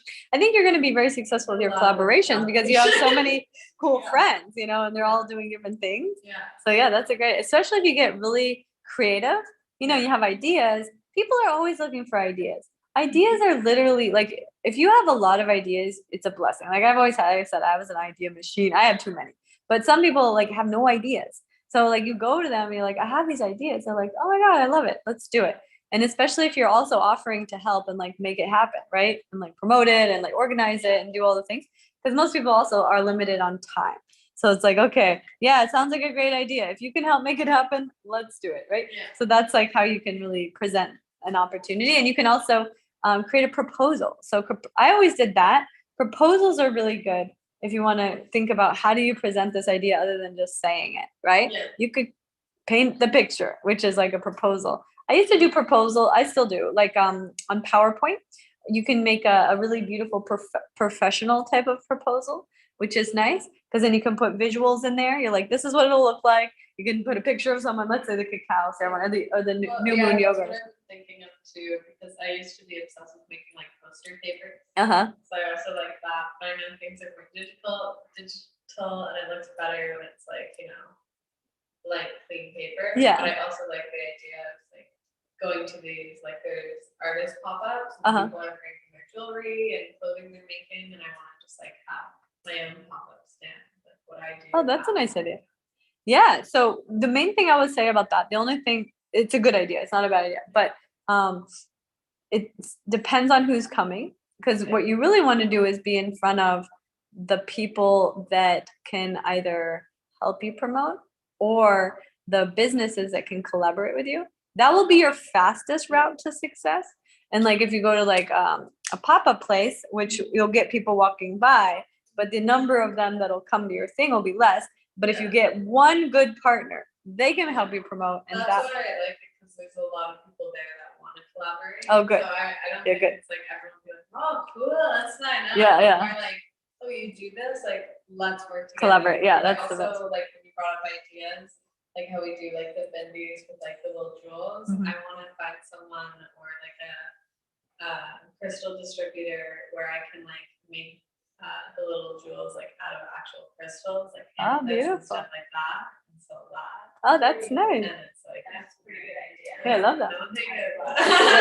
No, On it's not. Monday. You could do also, you could sell that on Etsy. One thing that Yeah, I would Etsy is so everywhere. big with that kind of stuff. And I see people literally, I don't sell things on Etsy, but I have friends that have like my one friend, she's so smart. She was selling these little sage bundles during COVID. I don't know if you saw these sage bundles, but basically a beautiful little sage bundle with like roses and various petals and crystals and stuff. And she sold so many of those that she literally bought a new house during COVID. Like she was shipping like 40 boxes a day, like 40,000 of these. I don't know how many, but basically she was so busy. She had to hire a whole staff just from her sage bundle. But especially because think about it, everybody was stuck at home in a pandemic. They needed some Yeah. sage. So she was very smart, thinking like, what do people need right now? And that was a very good. And she made one that was extra special and not just like, here's a sage bundle, but it was like, here's a special one. So she was crushing it with that. Yeah, I think the little like extras that people add is what everyone is looking for right now. Mhm. Not just like, here's a bundle of sage, but here's the sage, and then when you open the box, There's a put an crystal, amethyst in yeah. there for you, Some or rose whatever it petals. is, and people are like, wow, like I didn't even know I was getting this. And It it's makes in a them little, feel yeah, it feels something. special. Well, but also, yeah, that like if you give it as I didn't know I was getting it, is good. But like she actually advertised it. She's like, this is a sage bundle with lavender and rose petals and crystal wrapped around, and people were like, oh my God, that's so beautiful. And they would get it for gifts, and so like it wasn't so much about giving them something that they didn't know they were getting, but like they knew they were getting it and they wanted to pay more because it was special. So yeah, then she was really good at advertising on, I think she was doing Instagram and Facebook ads. She's really good with that. She actually took a course on how to do that. So she was able to do a good job targeting, and that helped her to get a lot of sales. But yeah, I was super impressed. And that's on Etsy. And then I never really bought that much on Etsy before, but during COVID, I got into buying on Etsy and I was like, oh, wow, look at all this stuff, Yeah, like amazing things. Yeah. It's artistry. So if you have any creative artistry that you want to sell, Etsy is the place to go. But if you have like something else, then you might do a different platform. Like Shopify integrates with Amazon, for example. So there are different platforms depending on what you're selling. So Etsy would be more for creative stuff, like your bindies and stuff.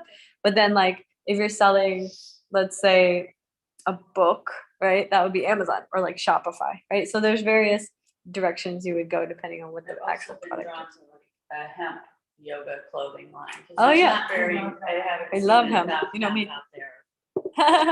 I know. The only thing with hemp is that it's quite hot. Not always, but a lot of times the fabric is. And there, so it's really good for like northern countries when you want to be warmer, you know? What's that? In England, yeah, it would be the best. England, Canada, you know. I'm usually in these tropical places and you see I hardly want to wear anything because I'm so hot. And it's tricky because I love hemp, but every time if I wear it, it's like quite hot. Sometimes they can make it a little thinner, but in general, if it's going to be pants or something, it's going to be warmer. But the other one that's really popular is bamboo. I think hemp is better for the environment, but bamboo is also a sustainable crop and grows very fast, and it's a very soft fabric. So that's a combination that's nice, hemp and bamboo. So let's say you had, you know, the cold weather people is like the hemp, the bamboos for the people in the warm place, something like that. That would be smart. Beautiful. You know, it's so funny. The other day I was just on YouTube and I found a video, you know, like silk. So silk is usually made from silkworms, and there's like a thing called lotus silk. And it's like based from people in the Asian cultures have created this, and they actually take an actual lotus flower. It's 100% vegan because normal silk has worms involved. So I guess it's vegan because they're not killing the worms. But anyway, the worms are creating the silk. But lotus silk is made 100% just from the flower, and it has like the silk in the stalk, and they're able to pull the silk out, and it's like very, very expensive because it takes like a bunch of these flowers to make like one dress. But anyway, it's very interesting to see the different types of fabrics, and you can get into more high quality things like that if you're attracted to, and vegan products and stuff if you're wanting to do products, because these are things that the world is in demand of right now. High quality, sustainable types of things, for, especially in the spiritual community, like super high quality, there's always room for more. Like I was showing you those silk kimonos that I use. You know, those are quite pricey, but people will pay that because you don't get those anywhere else, and it's so special, and you can wear it. You know, it's like an art piece, and there's all these things that make it really worth that. All right, so it's 11 o'clock. We're going to take a 10-minute break, and then we'll come back and do the rest of the workshop. And if you guys have any questions or anything you want me to cover today, please think about that, and we'll be talking about that when we get back in just 10 minutes. And I love you, and I'll see you soon.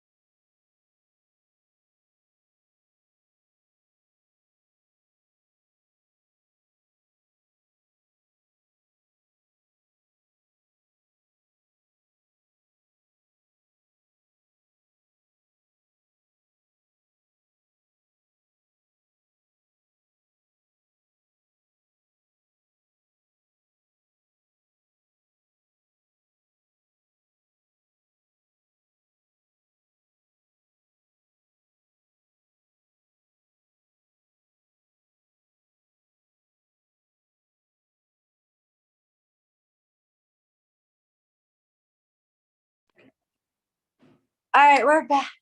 We're back and we're better than ever. Every time.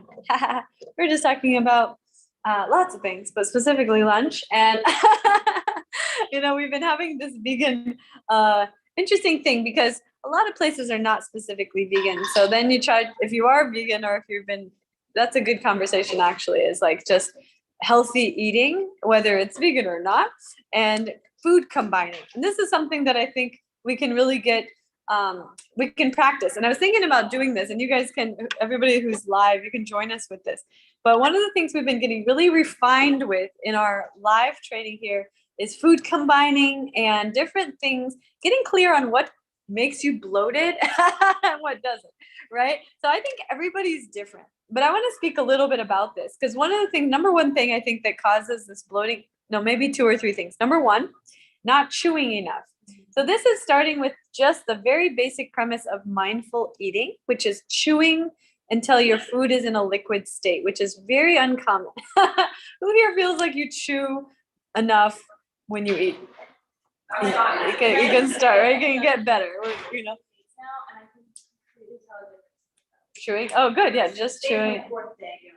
One of the things that someone said one time was try anywhere between 20 to 40 chews per bite, right? Think about it. Most of the time you put it in the mouth, chew 3 or 4 times and swallow. 3 or 4 times, right? Very rarely 10, but imagine 20 to 40. So I was doing this at an Ayurvedic retreat. It really did help because all of a sudden what happens is in your mouth, you start to produce the digestive enzymes. They are actually produced in your mouth when you chew. So if you don't chew much, your food doesn't get the digestive enzymes and it's not smashed up enough. So it's also big chunks of stuff. And this is what I learned just to kind of talk about digestion is that your digestive system, your colon and your stomach and everything, it doesn't have teeth, right? It can't chew it more for you. It's not able to smash it up. Like let's say you take a bite of broccoli that never gets chewed fully, it never gets digested because it will not go into your stomach and become chewed eventually. It doesn't happen. So instead, it just ferments and causes indigestion. So this is one of the things, right?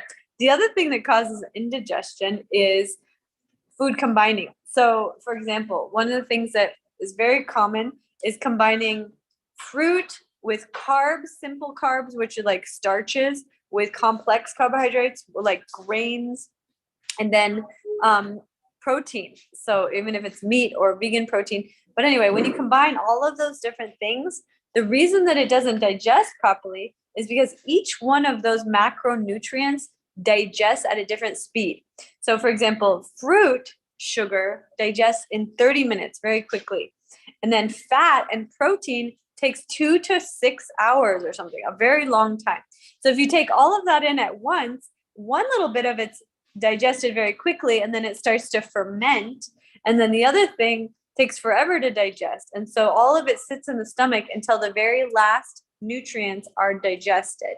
And then it flows through. So in that 6 hours, the fruit and the starches and all the more rapid, more faster digesting food nutrients, they start fermenting. And that fermentation creates carbonation, which is what creates gases. Does that make sense, you guys? Did you know that? Did you have that issue before? Yes. So this is one thing. And then the other part we were talking about is besides the chewing is actually having additional enzymes or probiotics that you can consume. Since I've been here, I've been taking digestive enzymes. It's helping? Oh, good. Oh, nice. Yeah, the digestive enzymes are really interesting. And you know what's so fascinating too? So there's probiotics. We'll talk about the difference. There's probiotics, and then there's another thing called prebiotics. Who here is aware of what we call a prebiotic? Yeah? Okay. Okay, 2 of you. Anybody else? Did you say? Okay. So prebiotic you've heard of it?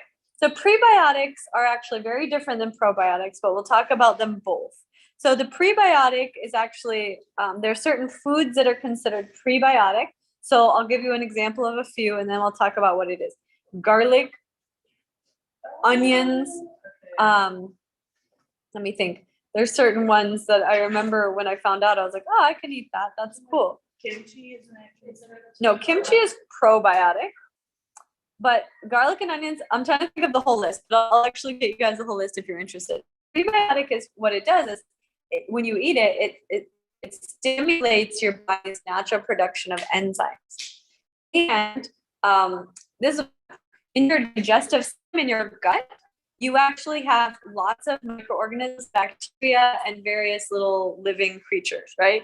And so the prebiotic, like candida and everything, when you consume prebiotic, it goes in and then it activates those little guys and they start eating at the prebiotic, and therefore it creates a healthier environment for digestion because it activates all the little living organisms inside of you that need to be activated in order to digest your food properly. But if you don't have any prebiotics, it doesn't activate those little guys, and then you don't have all the additional help and support to digest your food. So prebiotics are really important. And then probiotics are on the other side of that. So probiotics are literally bringing in other living organisms that are going to break down your food. So prebiotics is like activating the ones that already live inside of you, and probiotic is bringing in new ones. And a lot of times we need to bring in a lot of probiotics because our digestive system, probiotic, the little organisms in our digestive system gets destroyed from things like antibiotics. Think about the word antibiotic. Of course, that's going to destroy your little guys, right? So the biotic is the biosphere, the biome of your belly. So antibiotic kills everything. Probiotic is the life needed in order to digest. So if you have taken antibiotics ever in your life, then you might need some probiotics, and you definitely should have prebiotics as well with every food. That's why I think worldwide they put garlic and onions in a lot of food, because it's, I don't know if they knew this, but anyway, those are both considered prebiotics. Can you go turn that off, Molly? Yeah, thank you. And anyway, so prebiotics, probiotics, and antibiotics. Right? So this is all the biotic is the word, the biome. So the biome is the little environment of your digestion in your belly. So that's your colon, your small intestine, your large intestine, and your stomach specifically. Those are like the major digestive organs in your belly. So anyway, all of these things are relevant because they say that you produce 80 to 90% of all of your happiness hormones in your gut, right? And your gut includes the stomach, the small and large intestines, and the colon. So basically, if you're producing 80 to 90% of all your happiness hormones in your gut, what do you think that's going to do when you have a bunch of gases and bloating and like little organisms that are fighting each other and like all sorts of problems in there, right? All of a sudden, you're not going to feel good. And not just you're not going to feel good because you're bloated, but literally it's stunting the production of the happiness hormones, serotonin, dopamine, and these types of things. Because how can they produce happiness hormones when they're just trying to produce some gas? Like it just has no time for that, right? So you got to get rid of all those things so that you can create the space and the environment for the happiness hormones to produce and be like flowing good and free. So usually someone would say, oh, I feel so much better if I'm not bloated. It's not only because you're not bloated, it's because your body's now has the free space and time to create the happiness hormones as well. So it's win and win. Does that make sense? So we're going to do a little challenge.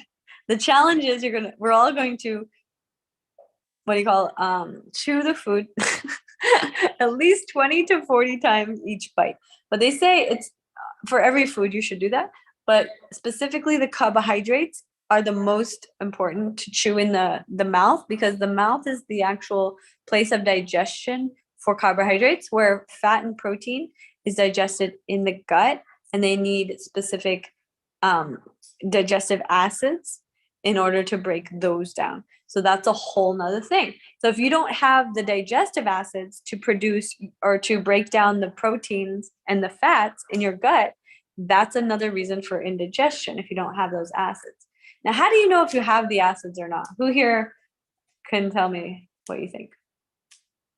If you blend it a lot. That's a good point. Like if you eat something and you can't digest it, that's a good indication that you don't have the acids in there to break it down. Like for example, that's why someone who's a vegan for a while, it's very hard to eat protein from meats after a while, because your body stops producing the acids. But if you're always eating meat, it's actually harder to eat vegetarian or vegan foods because your body is producing a lot of the acids to break down the protein, break down the meat, but it doesn't have the enzymes and the little organisms to break down the vegetables. So you can transition. It takes time though, if you want to transition from one to the other, because you have to train your body and also bring in some external sources of the enzymes and the acids and the probiotics to help your digestion while you're in the process of this new diet, right? It's the same with even pets. I was thinking about Mia Moore. Like she was eating chicken at home and she was loving it. But anyway, and then I tried to figure out what's she going to eat when she comes to Costa Rica. So I got her, then my friend Jasmine got her, she made her this hamburger food, which is funny because I'm a vegan basically. And I never eat meat. So basically she was eating hamburger every day and she was loving this. It was like hamburger mixed with like green beans and sweet potatoes or something. And she's living the life. And then all of a sudden we ran out. So I was like, oh, well, I'll just give her chicken. And then the switch from this to this to this, she got a really bad digestion and she's having like a problem right now. But anyway, so we got to get her back on a good thing because otherwise, man, she's going to the bathroom all over the floor.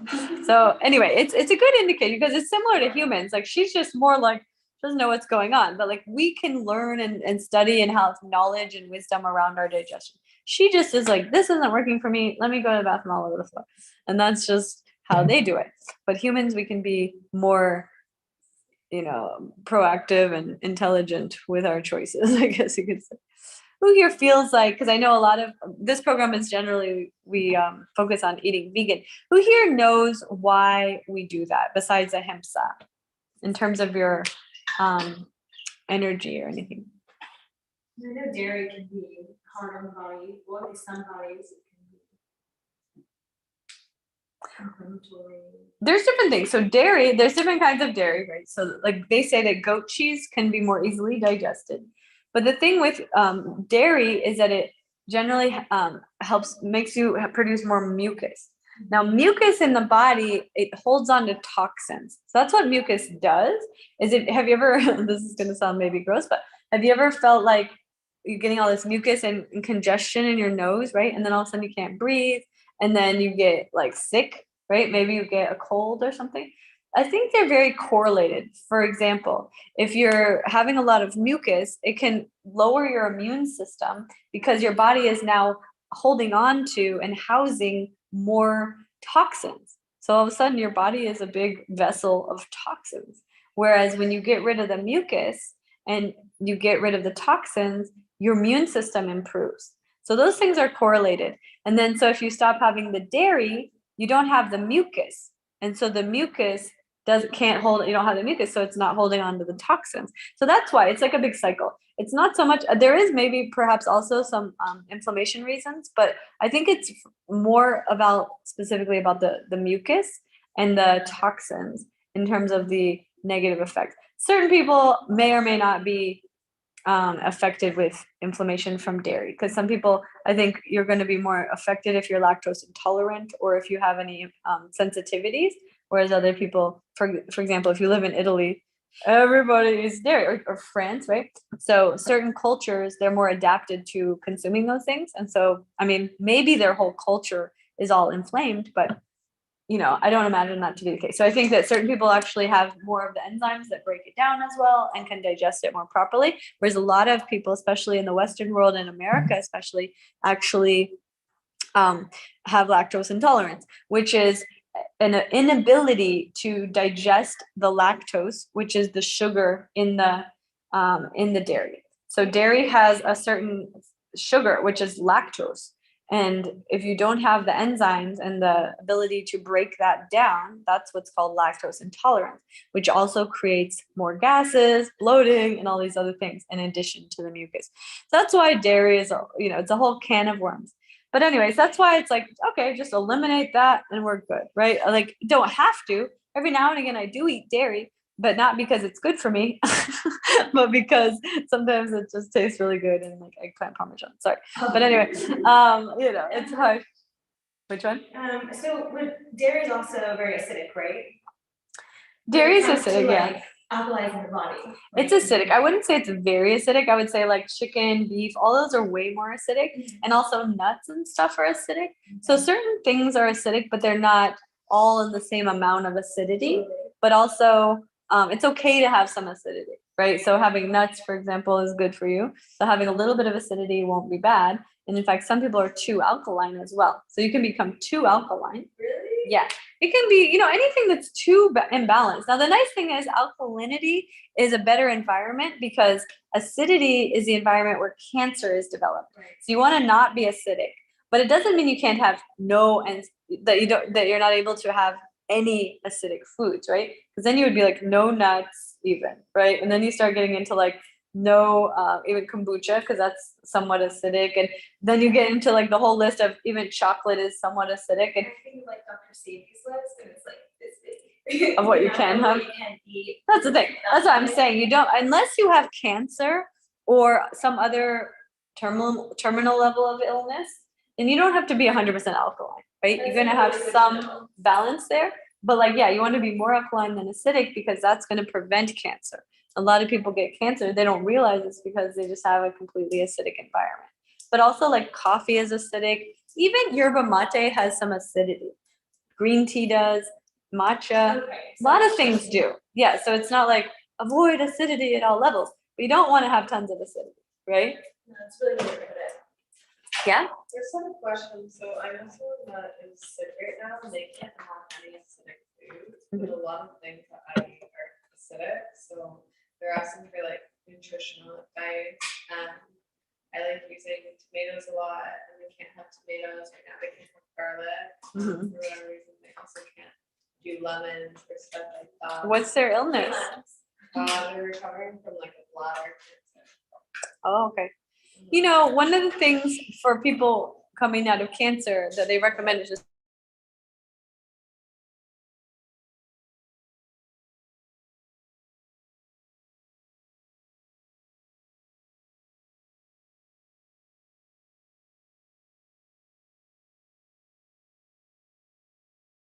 like to make it, but even fruits can be acidic. Pineapple is very acidic, citrus is very I acidic. just feel like it's sad, like I love. It's sad, but they're gonna get through it. You just gotta get totally in the greens, a lot of juicing. And they can also do green smoothies. But even like vegan protein is a little acidic. It's not like super acidic, but any proteins, a lot of things have some acidity. But the greens are like these sicknesses, like if you have a terminal illness, some sort of a cancer, it's difficult, but you have to go strict, 100% strict. I'm not very strict because I don't have any sickness and I'm healthy and I want to be happy, and I've spent a lot of my life fasting. I'm like, fuck it, I'm gonna have something, whatever I want. But I'm very strict anyway. Like I just like being strict because I like what feels good. But at the same time, I'm not 100% strict. Like for example, I said the other day I had the dairy when I was having the Italian food. It's hard to have any Italian food with zero dairy. It's just it's not the same. Yeah, right. So that's why I don't eat it very often, because I'm like, okay, if I'm gonna have it, I'm gonna have the one with the dairy. The best though is a vegan chef that knows how to make vegan Italian food, because it's unbelievable if you can ever have that. We tried with the one guy, he had no clue what he was doing with the vegan lasagna. But if you ever had a raw vegan lasagna, it is unbelievable. It tastes so good. And they make the cheese with cashew or other nuts like macadamia nuts, for example. And then they do like sun-dried tomato, and the noodles are made out of a zucchini. So it's so unbelievably good. But someone who doesn't know how to do it, you might as well just not even bother, because it has to be like the right taste, or you don't even want to bother with it. But yeah, so nowadays you can have a lot of vegan cheeses, which is really cool. I found one of the best. I don't know who here has ever been finding all these amazing vegan cheeses lately. It's cool. So they make them out of almond, they make them out of cashew, and there's a couple of other ingredients. I don't do the soy ones. I think soy has too much plant estrogen, and I'm actually intolerant to soy. But cashew cheese is amazing. Also with coconut, we had one. That's the one Mia Moore got addicted to. It's a feta cheese that's made with a coconut base, and it's amazing. It's so good. And that was her favorite snack when she was a baby. Now she grew out of that and she likes other snacks. She might grow back to it when I go back to Florida. But anyway, so Oh yeah, so that's kind of like the thing with the diet. So it's not so much that you need to be 100% alkaline unless you coming from a disease, right? But also as you get older, it's really good to be more and more alkaline because that's also very anti-aging, you know? So it's the acidity also creates oxidization in your cells and creates, you know, a higher like incidence in the environment that could be receptive to aging and sickness or disease, lowering the immunity a little bit and stuff too. Doesn't mean that you're going to get sick from having it. It just means that the more alkaline is a higher, you know, immunity. So, what's your thoughts on like alkaline water? Kangen. So alkaline, there's lots of brands that do alkaline water. So alkaline water is great because think about it. Your water is either acidic or pH, right? So pH balanced is right in the middle. Acidic is on one side, and then the other side is the alkaline water. So acidic water, because my friend had the one of those machines, and she actually put when you can put the acidic side, it's really good for your skin because you want to do a facial on yourself. You put the acidic, and it's like an astringent, so that's good for you. But then you don't want to drink it because now you're going to make your body acidic. So then you put it to the alkaline, and that's when you're going to drink it. So you can also use the acidic for like, for example, cleaning the counters or getting a stain out of your dress. Like it's good for certain things, but not to drink it, not to consume it. And so you want to go on the alkaline side. Now some people go all the way. I think that one went all the way to like 9.4 or something, the highest like alkaline, which is good, but like you don't need it that high unless you're really acidic. If you have if your body's naturally very acidic right now, and then you put in like a 9.4 alkaline, then it will start to bring your body more on the alkaline side. So it's like kind of medicinal in that way.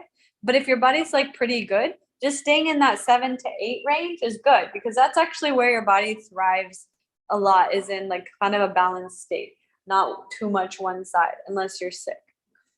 But I do like alkaline water. I think it's wonderful. It's much better than, you know, any of the other. You know, it's interesting, like some of the brands of water, like Dasani, I don't know if you guys know that Coca-Cola owns Dasani. So that's one of the brands that I don't recommend. But a lot of those that are pure, like water that's purified in a purification water treatment center. When I was in high school, they took us to tour a water treatment center. Because anybody ever been to one? Have you been to one anywhere? No? Anybody here ever been to a water treatment center? Here's the interesting thing that I learned. I go to this water treatment center. Now, this is one in America. I don't know if they're all the same, but this is what it was. This is what happened. I go there. They show you everything. So for example, if you live in a city, you go and your toilet, it flushes into one. They call that the gray water. Or then they call that the black, or there's one that comes out of the toilet, the shower, and the other one that goes out of the sink and the disposal. So those are, they put them into 2 different pipes. And then there's the one that goes out of your washer, like for the clothes and the dishwasher. So they have different pipes for different levels of dirtiness, right? So the one from the toilet is the most dirtiest one. Generally, what they do with that water is they clean it all out. They they filter out all the stuff, and then they put it through a couple of filtrations, and then they pump it back into your house just to go back into the toilet. And then they also put it into the lawn water. So that's like the one that's had been toilet water, right? And then the other one, which is from the sink, I don't know if the shower is with the toilet or with the sink water, but anyway, each one goes into a different thing. So, but it just goes into this treatment plant. They purify it through a number of filters, and then they send it back to your house. And then they put fluoride in it because that's supposed to like kill any last bacteria that might be lingering. So first of all, fluoride's not healthy for you. So most municipal water has fluoride in it. That's why they say don't drink your water in your house, because when it comes to the treatment center, unless you live in Hawaii or somewhere where they're doing catchment, then it's doing like this filtration that has fluoride added. And fluoride, originally, they had said that if you should add fluoride because it's supposedly like good for your teeth, which is not the case. It actually is bad for your teeth. Is that right, Angela? Do you know about fluoride? Yeah, And it's also bad for your brain. Yeah. So it calcifies your pineal gland. So this is actually why they did it, I believe. I mean, some people say this is a conspiracy theory, but actually I believe it's to be the truth. So they realized that they can get everybody to be more asleep if they poison the water with fluoride. And then they say they're doing it in the name of the teeth. But think about it. For thousands of years, nobody had fluoride in their water and they were fine. All of a sudden we need that because we're going to die of rotting teeth if we don't do it. Right. And everybody's sick and they're all like in a sleep zone because their pineal gland is all calcified. So there are ways to decalcify your pineal gland. Who here understands what is the pineal gland? Yes?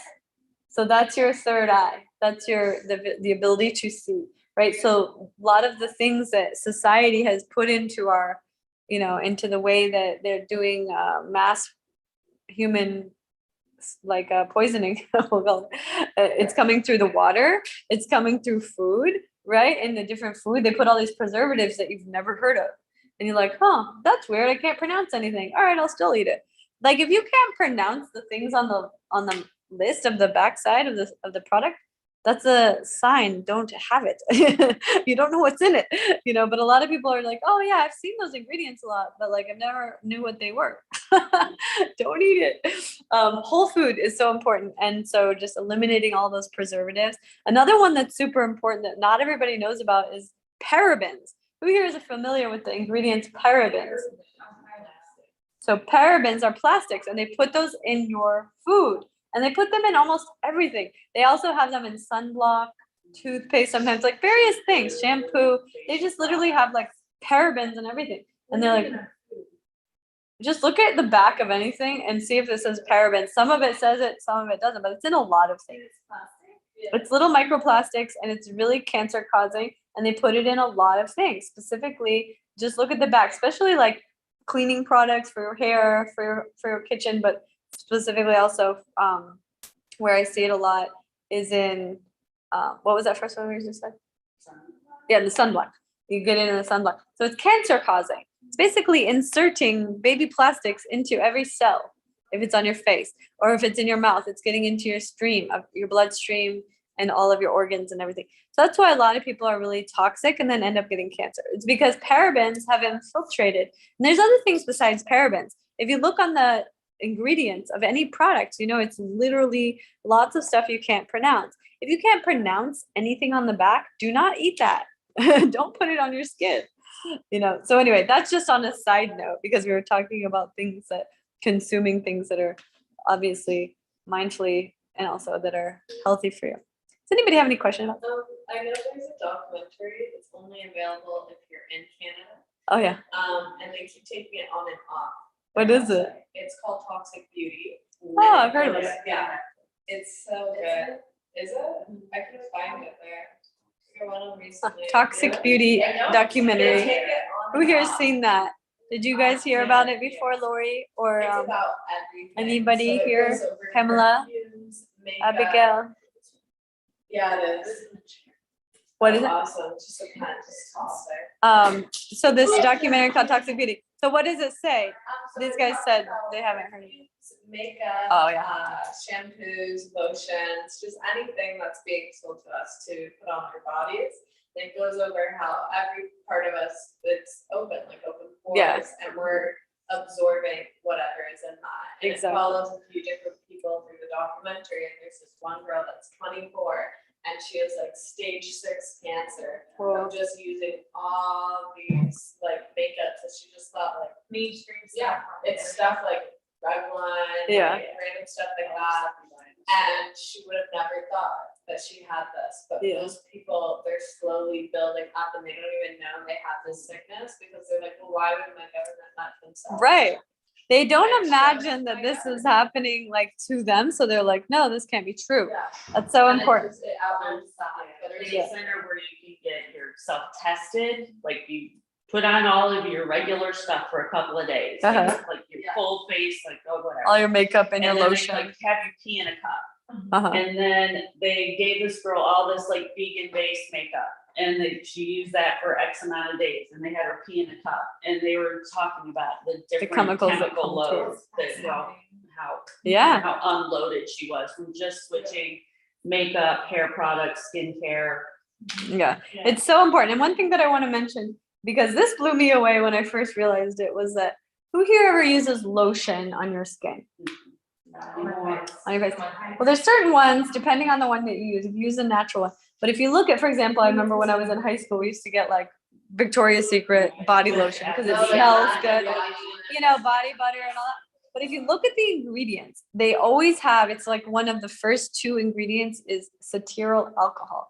So what they do is they put alcohol in the lotion so that it only keeps you moist for about 2 seconds, and then you get dry again, and you get more drier every time because alcohol is a drying agent. So even though it's a lotion, they get you addicted to putting it on every 2 seconds because it will never actually hydrate your skin because the main ingredient is alcohol. So Jen- Petroleum, yeah, no Yeah. petroleum, yeah, yeah, exactly. no baby oil, no Vaseline. If you have vegan makeup, or things like that, so does it, just because it's vegan, does that necessarily mean it has no chemicals in it? 'Cause I I've seen think the word makeup, vegan and then doesn't the fact doesn't is- cover that it's not. Yeah, but the thing is, vegan is generally an assumption that it also is all natural, but it's Yeah, not it's the not. case. Now, also, there's a lot of greenwashing. People will say all natural, but they can say that petroleum is natural because it's made out of petrol. So they're calling certain things natural. So you need to just learn how to look at the back and the ingredients, because if you look at the ingredients, it says petroleum and parabens and this alcohol, then you say, oh, okay, even though it says natural and vegan, it's not good for me still, so I'm not going to use this, because you can't trust the words vegan, natural, even organic. You can't always trust them, honestly, but like you can try to trust that one if it's certified.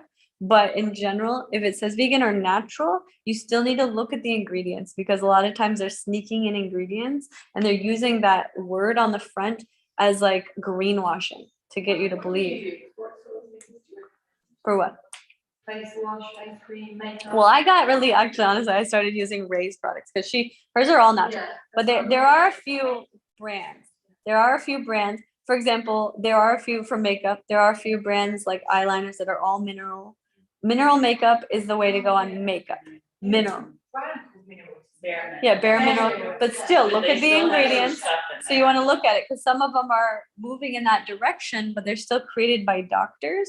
So you got to go, okay, who is the creator? And then look at the ingredients and look at it. If it's all minerals, great, it's wonderful. But if you notice any words that you can't pronounce and or that look like paraben or alcohol, you just know, okay, this right away, if it has the word cetyl alcohol, paraben, or propylene glycol is another one that's in everything. What was the other one?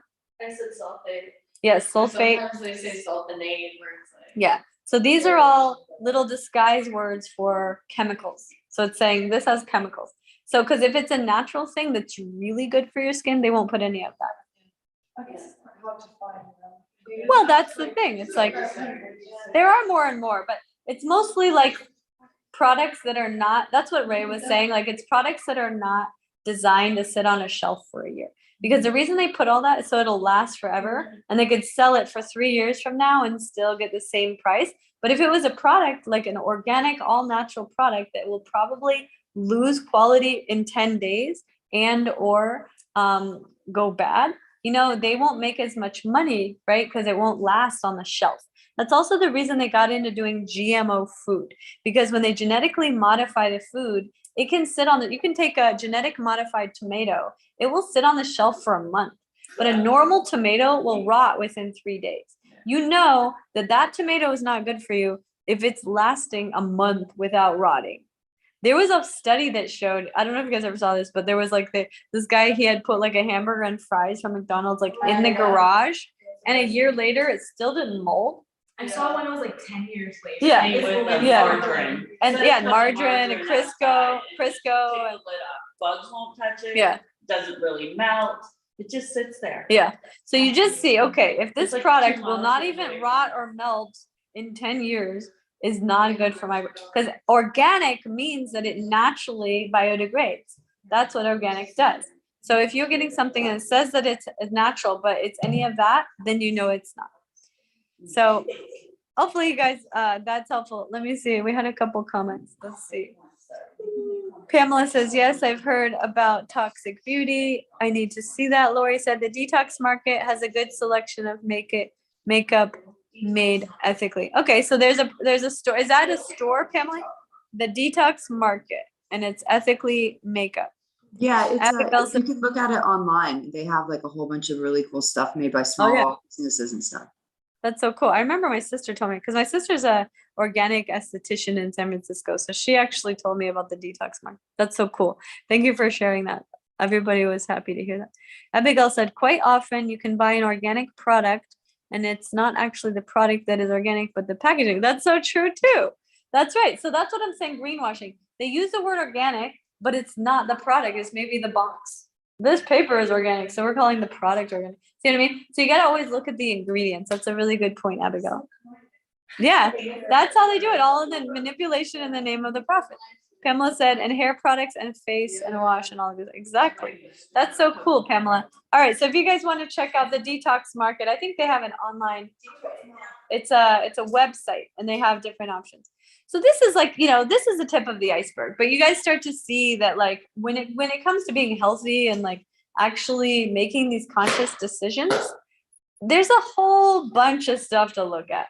And even to this day, I still have these little decisions, right? So for example, when you're thinking about, let's say you're in another country, let's say we're here in Costa Rica and they don't have, let's say, organic dish soap.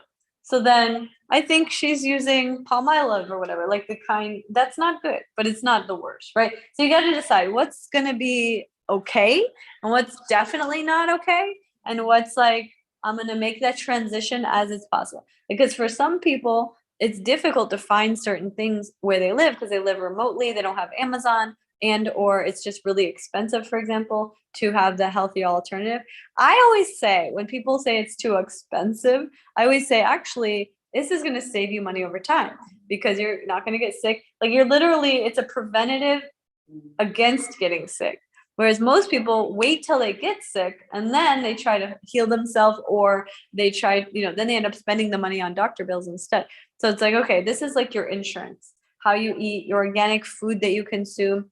And in addition to the yoga, the meditation, all the energy work that we do and all the practices, the breath work, the kriyas and all that, that's all for your energy field. But then you got to support that with the natural products and food and the consumption and the mindfulness around all of that in order to create the most optimal wellness and health and environment for yourself and for your family. Does that make sense, you guys? You feel like this was a useful topic? Oh, you like it? It's really nice. I'm gonna suck at the packaging, Oh yeah. She's like, it's a good website, Pamela. Thank you for sharing that. Yeah, it's nice. Yeah. So yeah, I hope that that was useful. Anybody have any questions about anything? Yeah, Emily really enjoyed that website, and Pamela, so thank you for sharing it. And I love you guys. We're going to end our session for today. We'll do 3 ohms to complete our beautiful, enlightening session of lots of things on the new moon. And as we're planting our seeds for the beautiful next 6 months, all of these things that we've talked about today can be applied into our lives. And you can also use this as information that you teach your clients. I even had a friend, she used to detox people's kitchens, or like go through their makeup. My sister has a whole makeup bag auditing and skincare auditing that she offers as a coaching, but she charges for it. But it's like, I'll go through your products, I'll go through your kitchen, and I'll tell you what to get rid of, and then we'll go through and then we'll talk about options of what to replace here. Some people are really interested and don't know where to start, so that's something that you can also offer in your coaching. And that's part of kind of the life coaching or lifestyle coaching, or even the energy healing is like that kind of stuff. Obviously that doesn't necessarily fall under yoga teacher, right? So that's why, even though as a yoga teacher you can do all these things, I like to use the umbrella terminology of like lifestyle coach or life coach or something, so that you can bring in some of this other beautiful guidance that you're able to offer. And hopefully it's felt that it will help you. Okay, we're going to take a nice deep breath, 3 ohms, and coming from your heart. The first one's for yourself.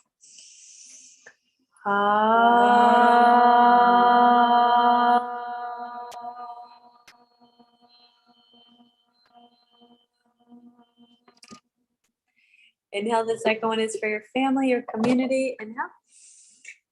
And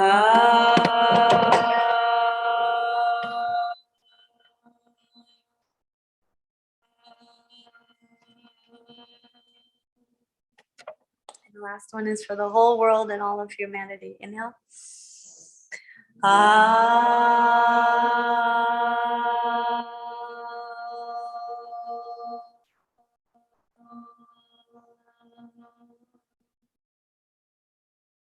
Shanti, Shanti, Shanti. Namaste, my friends. I love you. Happy new moon. Bye bye.